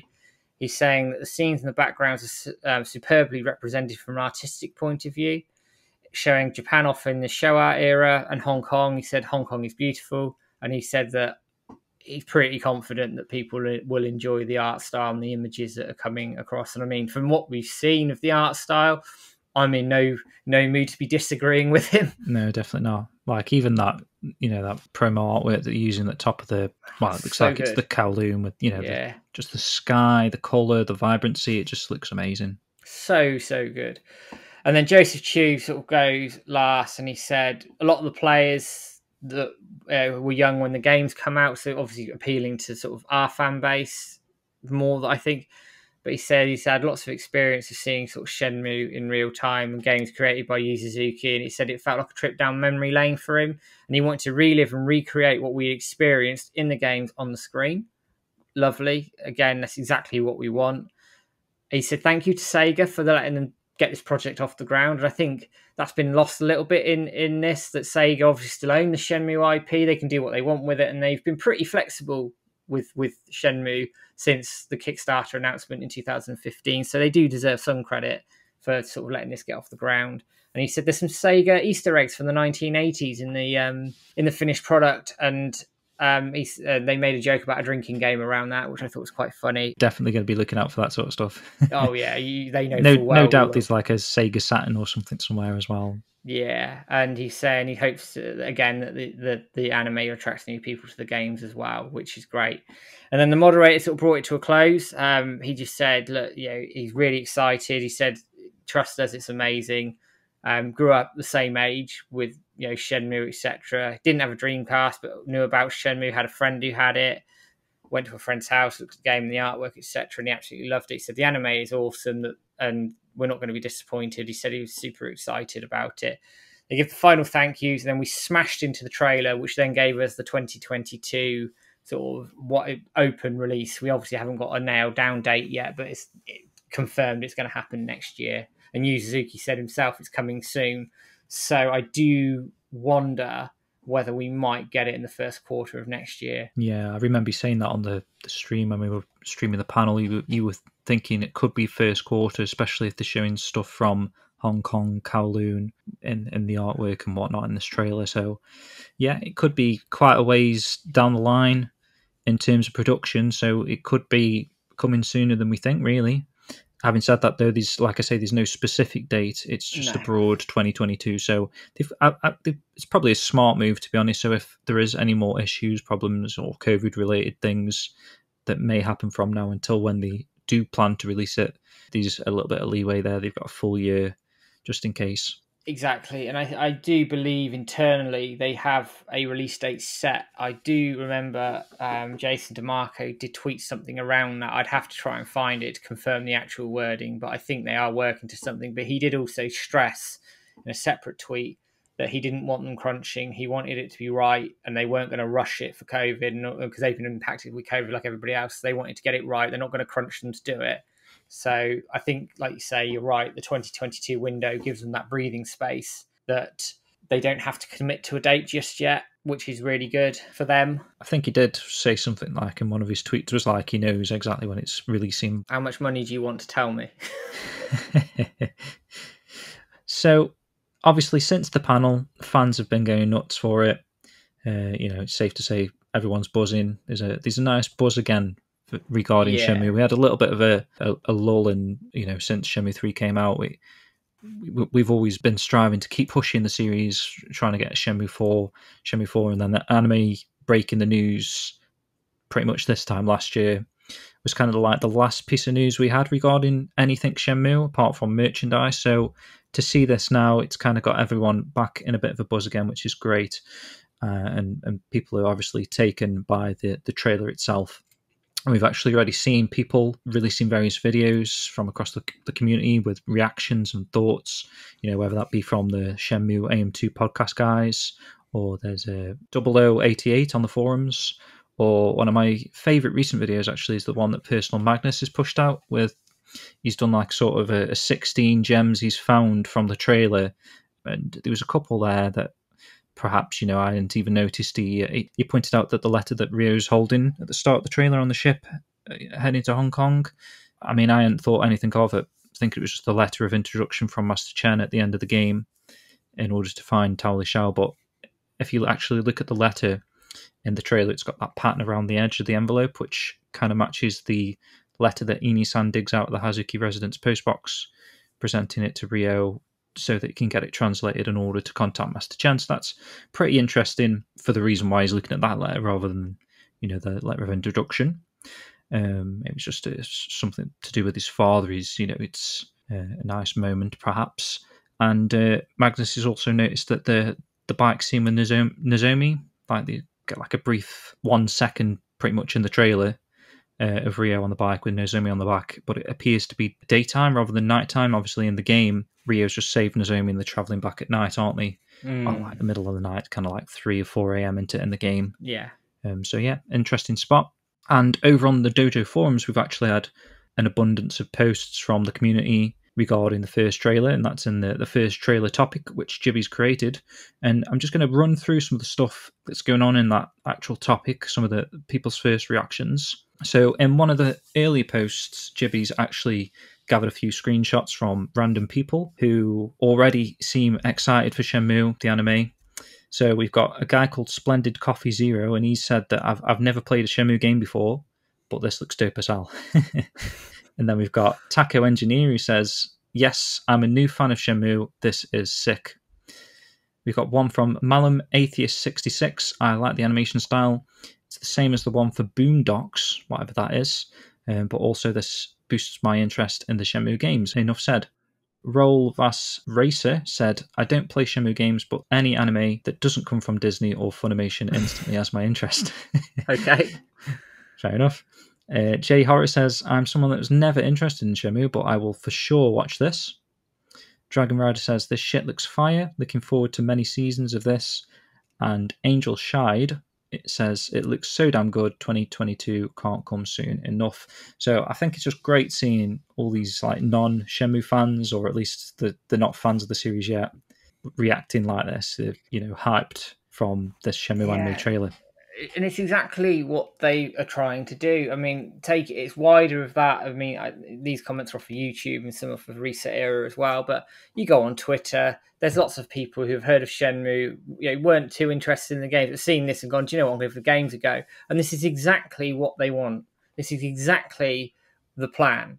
And based on the reaction to the anime, like this trailer, if the anime is as good as the trailer, then there's going to be a lot of people buying these games. Bring it on. Definitely, and hopefully that shows in the numbers for Crunchyroll as well, if they can see the stats and, anime's picking up quite a bit of steam, and then they do dive in and go for a second season as well. That would be perfect if we get a second season announced and a Shenmue 4 announced, because the success is better than they were hoping for. It just becomes a runaway success. I mean, that's the best case, isn't it? We get get season 2, we get Shenmue 4 announced around the same time. Can you imagine the momentum off of that? It'd be insane, man. And I don't want to push the boat too much yet, but it could go that way just from these initial reactions, and we've got some buzz that's been generated from different media outlets as well, which we'll get into in a little bit. But I just wanted to touch on some more of these posts from the fans in this particular topic on the Dojo forums,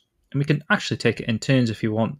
There's quite a few here. Yeah, I've just handpicked. I've just picked like the ones that seems first reactions to the trailer. So we've got BCDC Dude, and he writes, "The animation looks incredible. The thought of new story beats is exciting. Not sure what I think of the new Shenmue voice." So we actually kind of figured out in the end it did sound like Brianna. Yeah, so maybe I think there's a slight different tone to the voice, so maybe other people have picked up on that and they don't think it's Brianna, but I'm 99% sure with you there that it's Brianna. And obviously if he's referring to the Japanese voice actor, then that is definitely Haruka, or whatever her name is, Shenmue's Japanese voice actor. Yeah, Haruka Teryu. That's the one, yeah. He says, "The fact that 70-man battle exists is incredible. Being a Shenmue fan is a wonderful feeling right now, and I'm desperate to see Nozomi in anime form." Yeah, it all sounds quite good. I mean, then sort of moving into that, he's obviously another one of the regulars on the forums. So it looks like we'll see the martial arts tournament, so many other things, scenes that are not in the game. I need to watch this trailer again. This is wonderful and amazing. I need to see every detail of this trailer. Beautiful. It's nice. So yeah, that person's obviously very keen on the anime. Posted quite a few times, which is nice to see. Vivi Gamer says, "What an impact as a very combat heavy, which could be a little misleading, but still certainly gave the series some oomph. I haven't heard much about the tournament or Ryo's life prior to the events of the game, other than flashbacks shown with his father, so to have extra little bits of lore is a thrill. Animation and voice acting was top class.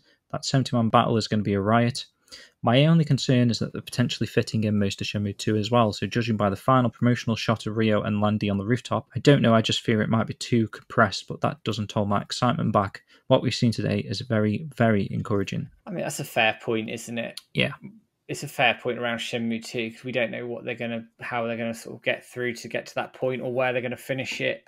So yeah, I get that small nugget of concern, but again, I think we'll wait and see. But everything else is pretty damn encouraging. Mm-hmm. So the next one is Valor Shale. I hope I haven't butchered your username too much. It just says, "Damn." "We'll get a fourth entry as good as this looks. Big positive vibes, even from people who have never played it." Yeah, exactly. And then we've got Funny Blake Burger, who says, "This is so exciting. The art looks incredible. The quick bit of motorcycle." Yeah. And then Guppy, "Directed by a veteran in the industry and having you involved as executive producer, doubt it will go wrong, especially after watching the trailer." Very common consensus overall. Yeah. And we've got one from a guy called Spud1897. I don't know who that knobhead is.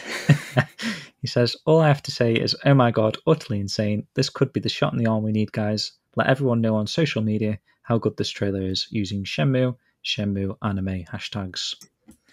Good comment from that guy. Yeah, I don't know who he is. Sound man.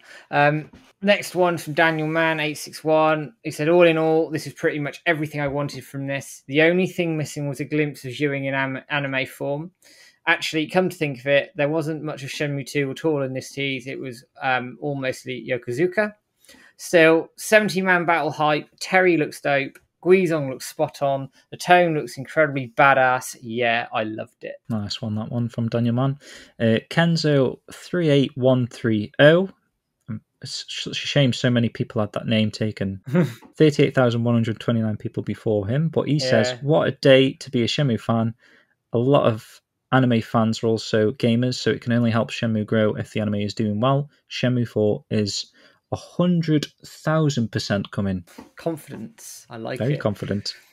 Landy Summer says, wow, I love the look. The trailer was really well done. Still too early to tell how the overall narrative is going to translate to anime, but I wouldn't be surprised at all if it becomes a medium for the rest of the story. And honestly, I'm okay with this at this point. I mean, I think I said this at the top of the show. You're the same as me. We want Shenmue 4 in game form. We want it finished in game form. Yeah, But definitely. this is the insurance policy, in my view. If we can't get it in game form and they have to finish it anime, judging on what we've seen so far, I have no problem with that. But I don't want that being misconstrued by anybody, Sega, whoever listens to this, that that's an excuse not to give us Shenmue 4 in game form. We want Shenmue 4 in game form, but if we have to settle for something and it is the only option to have it in anime form, then this is probably the best way and best look we're going to get it. Yeah, but if the anime is successful, I think they've got to try another game, because you're going to have a new fan base there as well. So yeah, I think it's got to happen, really, in my opinion. Yeah, I agree with that. And then we've got a comment from Nigel. Nice name. I am much more into this than I thought I'd be. The presentation is very crisp. I'm glad to see it's bringing in potentially new fans. Not getting ahead of myself, this makes me feel a little more confident about a potential Shenmue 4. It's an overriding feeling, isn't it, in the community with this and Shenmue 4, which is, it's great. Catch any sailors here. I quite like that. I'm going to watch this anime over and over until Shenmue 4 gets released in 10 years, maybe. But at least it's not 20 years. Come on. That's true. Yeah. It's quite quick, actually, for Shenmue. Yeah, it's not bad for us. Yeah. And then Sebman says, first impressions are very important with trailers, but seems that the Shenmue anime trailer has positive vibes all around. Compare that to the mixed emotions around the Resident Evil film trailer that also came out today. It's not impressed. I'm most excited for story bits that didn't make it into the games. It's been a great week for gaming-related news. Sora is in Smash and the Shenmue anime trailer. Very good. Oh, I didn't see Sora in the anime trailer. Gang Entertainment, Mike Paprocki, who I've had the pleasure of interviewing, and he edited the video for that interview. Cracking, that was. Go and watch it if you haven't already. Mike's a sound guy. He says a fantastic trailer, and the main thoughts after watching it are that we don't have to wait 18 years between seasons. Point taken. Yeah. There is enormous potential to expand on the story for the games, especially when they get around to Shenmue 3. Huge opportunity to take the sloppy storytelling from Shenmue 3 and present us with a narrative that game deserved. I think that's, we all talk about the story letting Shenmue 3 down. I think it is an opportunity to fill in some gaps there if they do get that second season, get into it. Yep. And it says if they have the opportunity to go further than Shenmue 3 and finish the story through anime, they should. Yeah, I said it. But he didn't say that they couldn't do a Shenmue 4 as well, so we can have them both. Exactly. And then we got a comment from Sergey Nest, who says the Shenmue anime trailer is receiving great feedback from anime fans in Brazil, so that's interesting to hear. And considering that most of them are fans of animes like Naruto, Dragon Ball Z, and Saint Seiya Knights of the Zodiac, I'm almost certain that they will also enjoy the Shenmue anime as well. Very good. Real one, very short and sweet. Holy shit, this looks phenomenal. There better be a Blu-ray release, and I second that on the Blu-ray release. I feared that. Then we got one from Van Joel, who says, looking so sweet, oh my god, I'm so looking forward to this. And then we go to Miles Prower, who's if you guys know him in the community or haven't come across him, he did the Shenmue 2 character database and also the recently released Shenmue 3 character database, so go and check those out. He said, man, the animation quality is beautiful. Also interested to see some change / added bits. And it's truly heartwarming to see positive comments from people who've never played the games before. Very, very pumped for this. Totally. Then we've got a comment from Reprise. Tonally, this is exactly what I wanted them to do. They literally nailed exactly what I wanted from a Shenmue animation and then some. The mood, the animation, the art style, both the English and Japanese Shenfuas, sounds like Brianna and the Japanese Shenfua from Shenmue 3 to me, are all perfect. Yeah, brilliant. Then Jesse sort of came in on this and said, wow, as others stated, what an absolutely wonderful trailer. I'm very happy we got the martial arts tournament and Ryo seems to get his iconic white band-aid at a different time. The cave rope lighting scene is in the trailer, which is extremely intriguing. The Nozomi motorcycle ride seems to take place during the day, which is very interesting because it could be a whole different scene, but that's doubtful. I hope they get a great actor for her, unlike the horrendous one in Shenmue 3. Good take. No punches pulled there. The Chai fight takes place at the dojo now. Also, the prophecy retelling is different, which we've picked up on that. Yep. And then I can't wait for this anime to come out. When I have the time, I'm going to be poring over every single frame of this. Guys, the future for the franchise seems so bright, and I can't wait. And the final comment we got is from Tentai. There is more in this actual topic you can go check out, but this is the last one I'm going to end with. He says, fellow fans of this amazing series we have enjoyed when no one would even try. This is what we wanted. This is what the fan base and the game itself, which is a masterpiece, deserves. And this is going to bring us closer to getting 4. I know it. Stars have aligned, I believe. It's a nice comment just to end. The mood in the community from this is crazy. It feels like the Shenmue 3 announcement again. Maybe not quite there, because obviously... Perhaps not quite, yeah. With the weight and everything, and I understand that, but I think there's a buzz now. Like, the community is buzzing. I don't know, it just feels like... I said it in my comment, it's a shot in the arm. We needed something like this to really invigorate this franchise and really invigorate the community.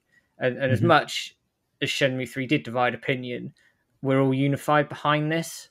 And I think that's the strength in unity here. And it could really sort of power this franchise on. Yeah, definitely. It's not like Shenmue has gone away again, but just this and the response from the fans, it kind of feels like Shenmue's back again.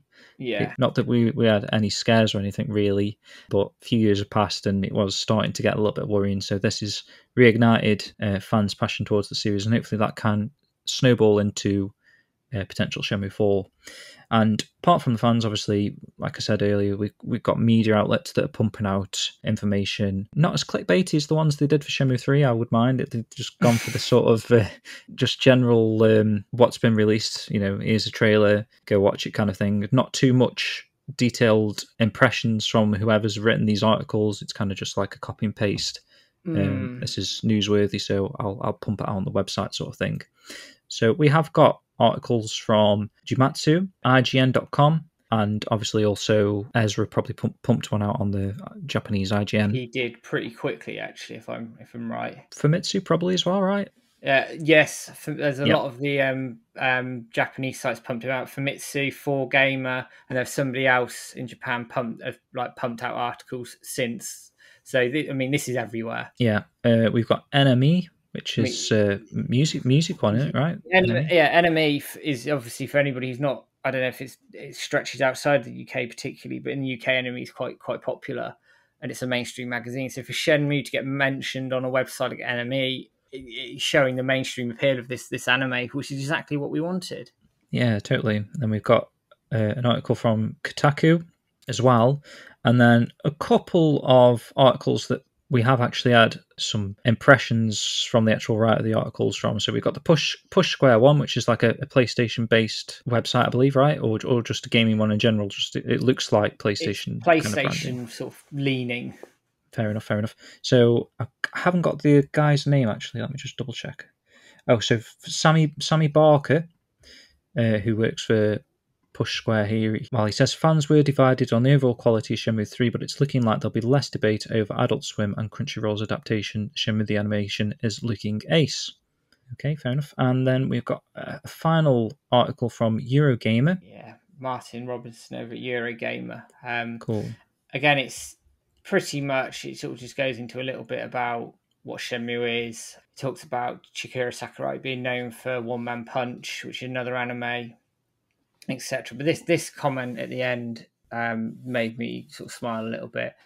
After the much anticipated Shenmue 3 also ended on a cliffhanger, there's been murmurings that the story might wrap out in a medium outside of the video games. But to be honest, I'm happy for Ryo to be in pursuit of his father's murderer for as long as possible if it means we get some more sweet Shenmue action. What a way to end that. That's nice to see. He's obviously a Shenmue fan as well, and yeah, that's kind of what we want. We want all these media outlets to kind of share the news, get it out there. Let's really push strongly now for Shenmue the Anime, Shenmue 4. If we can do it as well on the 4th of every month as well, let's all combine efforts and stuff, and we'll see where this takes us, man.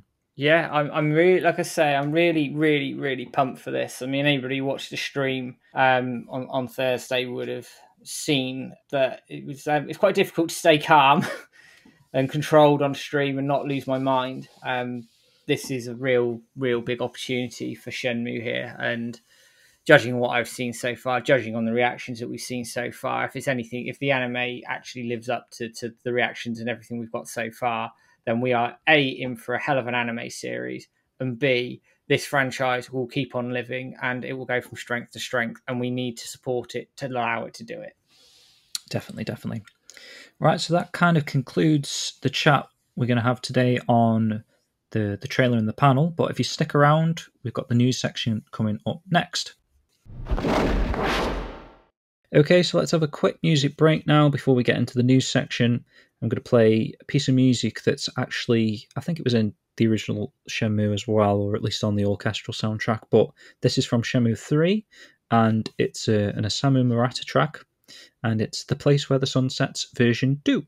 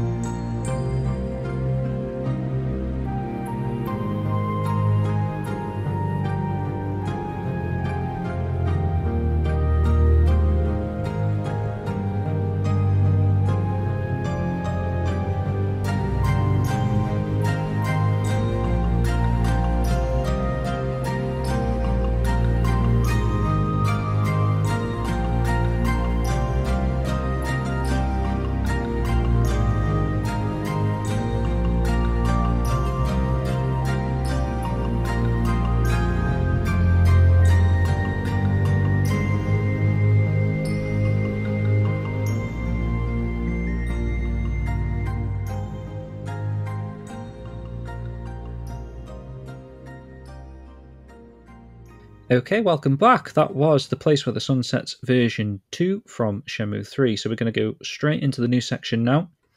So first up, Matt, you've been obviously keeping up with your interview series in between these mainline sort of episodes of the podcast.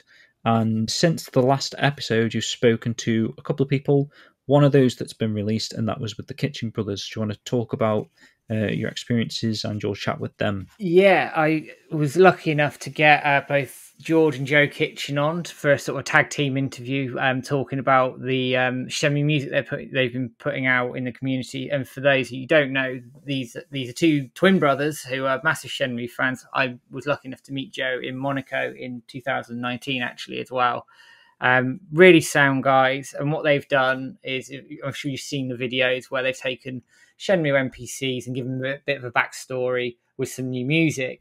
And I'm probably underselling it, but what they've done is to get the music the way they want it, they've actually sourced modules, instruments of the original Shenmue games to create that authentic Shenmue feel to the music. Honestly, their music should be in games. It feels like new Shenmue music is being written. So we talk a lot about that and how they discovered the series, how they got into music, how they source the instruments, how they source the modules. And we also talk about the Kickstarter dinner in Tokyo, where, because Joe and George backed at the $10,000 tier because they have a school in Guilin. So they backed at that tier and got to go out to see Yu Suzuki, have the tour of Debuita Street, go have dinner with him. They talked a little bit about what they saw on his laptop behind the scenes as well. Great interview, great pair of guys, massively talented individuals as well in the community, and they just add so much in terms of the music. So check that out because it's a real good one. Yeah, I thought that was one of your best interviews, man. They're just quite funny, actually, how they're kind of like bouncing off each other and telling each other off at different points throughout the show, and there's just a good sort of like twin brother banter between them both. It's pretty cool, and both really decent guys. Like you say, they've got the school they opened up in Guilin, even so. The Shenmue journey is really interesting. Seemingly now here they are creating this Shenmue authentic sound and music. So yeah, definitely, I would love to hear that if they get picked up by Yu Suzuki and the team for making music in future games. I know there's already a wealth of music that's supposed to have been produced back in the day, but if they do need any more music for the future of the series, I mean, I'd definitely go towards the Kitchen Brothers for some of that. They should be at the top of the list, in my opinion. Yeah, and Joe actually puts these videos on his YouTube channel. Some of the music they've created, and there is a more recent one which we're going to get into in a little bit, but the last one that he actually created and spent a lot of time on, I believe, was this Godhead Fortune Tellers theme. Yes. It's a nice big 21-minute 30 video here, and all of his videos are really good. The editing skills he's doing, where he's taking sort of game footage and manipulating it to create a sort of a storyline for some of these characters that didn't really have background stories. Like in the original game, we got loads of background stories and lore on those characters from Shenmue 1, but from Shenmue 2, we've got less lore to work from. So they're kind of making little stories to go with what you can pick up on in the game, where the characters walk on their daily schedules, or if throughout the game they do kind of add little lines and stuff that kind of like Joe's taken that to create these videos. So they're really interesting. We'll put a link in the show notes again, and I'll probably show a little bit of footage as I'm talking now of this video I'm referencing. But the latest one he's done, and as I'm recording this, it was only 4 hours ago, and we're going to play it at the end of the show after the news section. But he's created a piece of music just overnight, seemingly, for the Shenmue anime trailer that obviously is the main topic discussion of this episode. So he's watched the anime trailer, and obviously the music we got in the trailer I don't think we've spoke about actually, but it's kind of more like a Western Hollywood style. I think it works really well for the trailer and for just as introducing fans to the Shenmue anime here with this piece of music that they've used. So Joe's watched the anime and he's written a piece of music based on what he's feeling from watching the trailer. So yeah, that's really cool, and we're going to play that piece of music at the end of the show as well. So moving on, dude, we've kind of been asked by Radio Sega. I know we've worked a lot with Casey on the Sega Lounge. We have. He's probably fed up of us. I'm surprised they're asking us to become part of the Radio Sega team, but obviously now that we've gotten into podcasting, interview series, and these episodes and stuff, Radio Sega have approached us asking if we'd like to have our show air on their radio station, which I don't know if anyone is aware of Radio Sega. It's basically a 20 plus year website that just plays 24/7 Sega music, and they've got a whole host of different shows on there. The Dreamcast Years guys are on there with their show. The Sega guys shows on there. Obviously Casey there himself with the Sega Lounge show. So there's a wealth of really good, high quality podcast shows that are broadcast to people live, and there's set schedules there. And we're working on the details at the moment, but you can watch out for that if you're interested in catching some of the shows live over on Radio Sega. I think they want us on like a sort of a Monday slot, maybe 10 p.m. or something UK time. I think was the time I remember reading that they were penciling us in for. So that's going to be sort of like they're going to go through some of the backlog of episodes, and whenever we create a new episode, that's going to get featured on Radio Sega. So really exciting, really, really nice to hear them. You know, they obviously must be enjoying the content we're doing as well, which is always a nice positive to hear these sort of things. Yeah, and they're a great bunch over at Radio Sega. We've teamed up with them a few times over the last year, haven't we? We've done a few quizzes with KC. We did the special effect team stream with them as well earlier this year. So, and yeah, it's really good to work with them. Great bunch of guys. There's so much Sega content as well. So if you love Sega content and podcasts, the Sega podcast, get over there. There's a host of shows. There's something for everyone. Yeah, and in fact, the very first episode we did was the Winterfest, which is like a winter event they put on every year, and obviously there's going to be one of those this year as well, which we'll take part in. So look forward to that in the future. So the next kind of not really big news, but it's interesting news. There was over the Tokyo Game Show that kind of just went on last week, just randomly was a video that was uploaded to YouTube by 110 Industries, who sort of the whole video is like speaking to various game developers about the work, about the history. It's not particularly like an interview thing, but just like a chat with these industry legends. And Yu Suzuki actually starts this video, which was nice to see.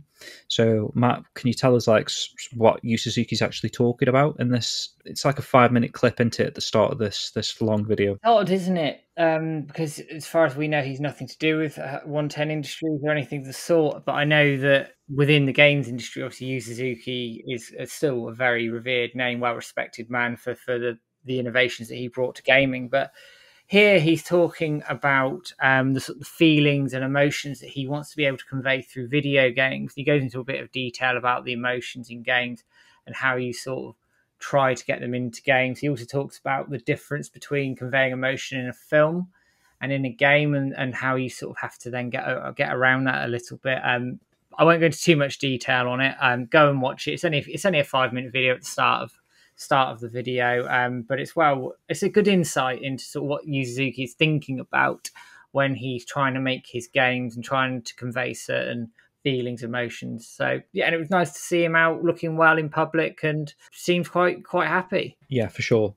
And again, I'll link that in the show notes if you've not caught that yet.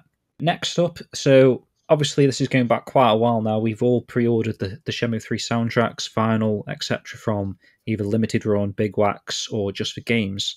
And although we've not received or we've not had confirmation of everything being ready to ship, because obviously it was that big 13 record box set and quite a few different versions of the soundtrack and stuff. But the actual, what would you say, it's sort of like a compilation of the best of music, or a hand-picked arrangement of music. That particular record has already been shipped, and people have started picking those up in the post already, mainly from Big Wax and Just for Games. Obviously, Just for Games, we've spoken about previously on news sections. They did the glow-in-the-dark vinyl variant. That was the first thing that I received through the post, was that particular variant, which was interesting considering it was like this exclusive variant, and that was the first one to come actually. But Big Wax have already shipped out their version, which is the same one that Limited Run was selling. I think it was like one of them's bronze or something, and one of them's, I can't even remember now. These two, silver or black. yeah, it's like a 2-coloured vinyl set of 2 records, obviously, and those ones have shipped as well from Big Wax. I'm not 100% if Limited Run have shipped that particular record, if you just bought that on its own. I think they have started. I know that they've got the 2-piece records in hand at their warehouse, and they have started shipping some of them. So yeah, they may well be appearing on doorstep soon. Right, okay, yeah. So because we've kind of pre-ordered a load of stuff from Limited Run, the stuff that's still in production means that we haven't received the 2 thing that is ready, just because they're waiting to combine everything for shipping.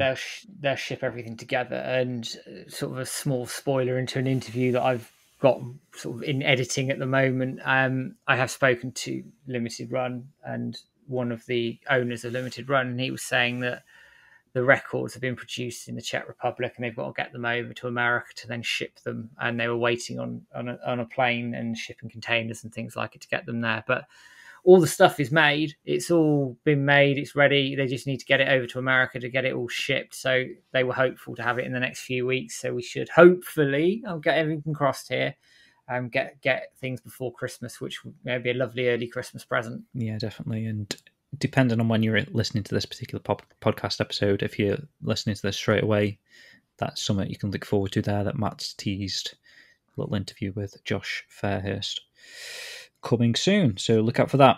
So going on the back of that piece of news, man, you've started an unboxing series on YouTube on the Dojo channel. One of the things that you unboxed was the 2-piece vinyl record from Just for Games, the Glow in the Dark one, but you've also been unboxing various other Shenmue merchandise items that you've been receiving. You want to quickly brief us on what viewers can expect from your unboxing series? Yeah, I mean, I don't take credit for the idea. It was my wife's idea.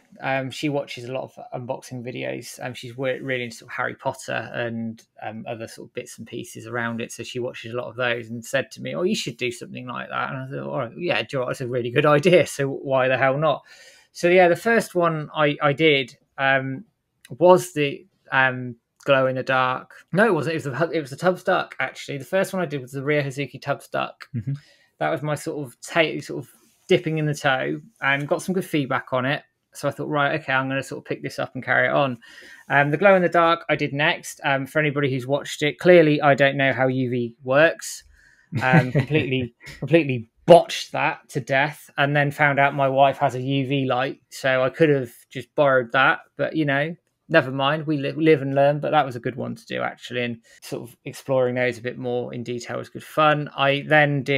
I've got a Ryo Hazuki statue, the first Figures exclusive. I managed to pick that up from a community member for a really good price, and I've been after one of these things for years and years and years. So to finally get my hands on one, I had to do an unboxing on that. And the most recent one is a little Lego model of Ryo Hazuki from minifigs.me. It's about 12 quid.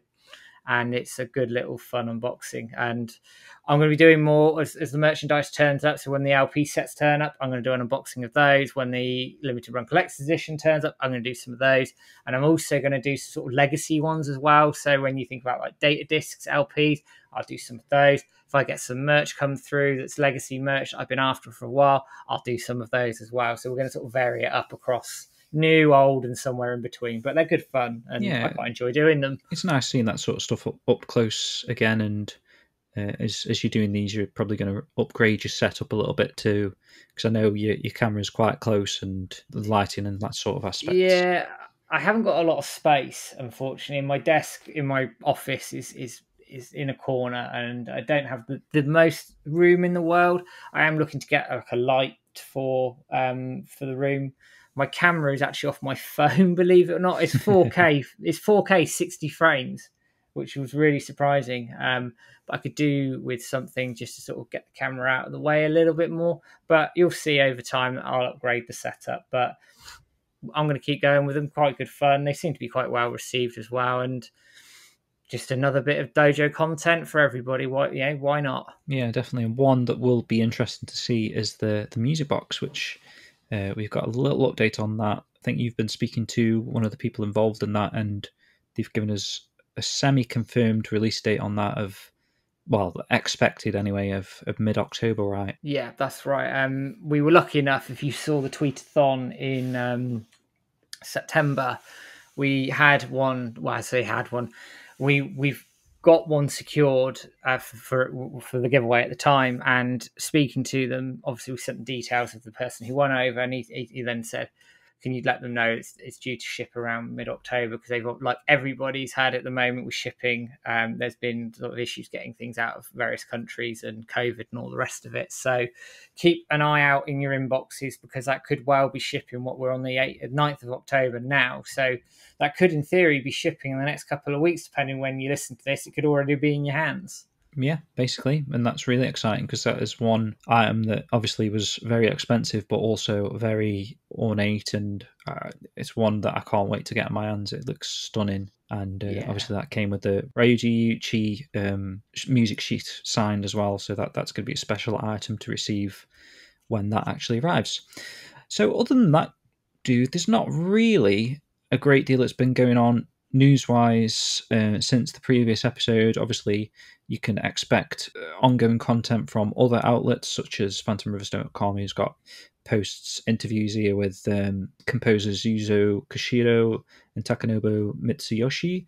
And also he's been translating the weekly AM2 sort of newsletters from back in the day that are quite interesting to read. And also he did a post on the Shenmue 3 tree, the cherry tree, sort of the translations behind that sort of stuff. A bit of a deep dive into whether or not the ternary spring actual tree, the big cherry blossom tree that they refer to as a Shenmue tree, is a Shenmue tree translated in Japanese, that kind of thing.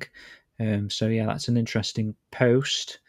But other than that, I think that is the news covered for this particular episode, unless you can think of anything else to add to this list. Not at the time of recording. Just let's keep our eyes out for any more anime news. And I will say to everybody, obviously with the anime, let's let them know how happy we are with it. Get them involved in the 4th of the month tweetathons, and let's take advantage of this, because we've got a really good opportunity here. Yeah, totally. So definitely moving forward, guys, tweetathons, or just every time you want to tweet out something about the anime, use the Shenmue hashtag, Shenmue anime hashtag as well, tag in a few people. Let's make sure that they've seen a great buzz, fan feedback for this particular trailer, and just discussion about the anime. Let's make this a success, as big as a success as we can. Hopefully we'll get Blu-rays and that sort of stuff to come, but for now, let's just focus on the 4th of the month, which we'll do really well, trying to tell the world that we need a Shenmue 4. But now let's kind of introduce the anime into that a little bit and just celebrate what we are getting, and hopefully good things will come in the future.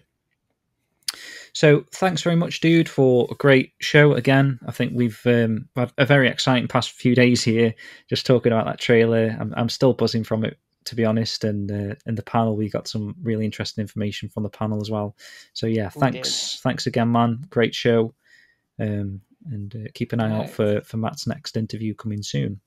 And thanks everybody for taking the time to listen to this, and also joining us in the live stream the other night. It was a fantastic day for Shenmue and Shenmue history. So let's not let it slip. Let's enjoy it. Let's take advantage, and we'll see you again very, very soon.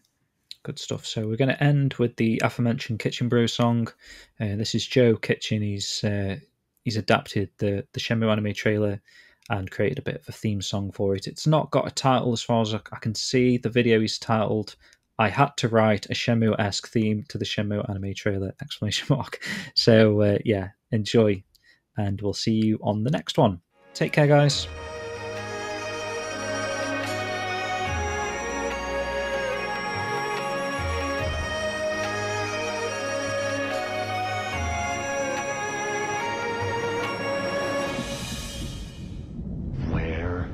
The mirror.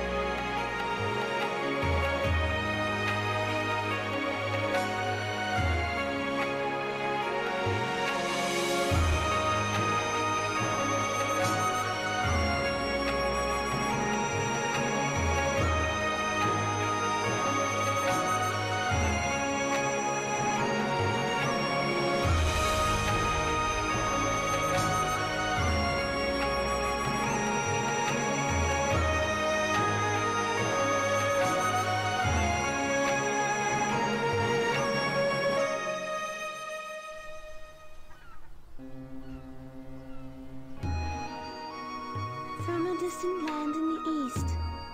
From across the sea, he shall appear. He does not know of the strength hidden within him. The strength that would destroy him. The strength that would fulfill his wishes. In the midst of the pitch-black night, a morning star shall glisten. Alone.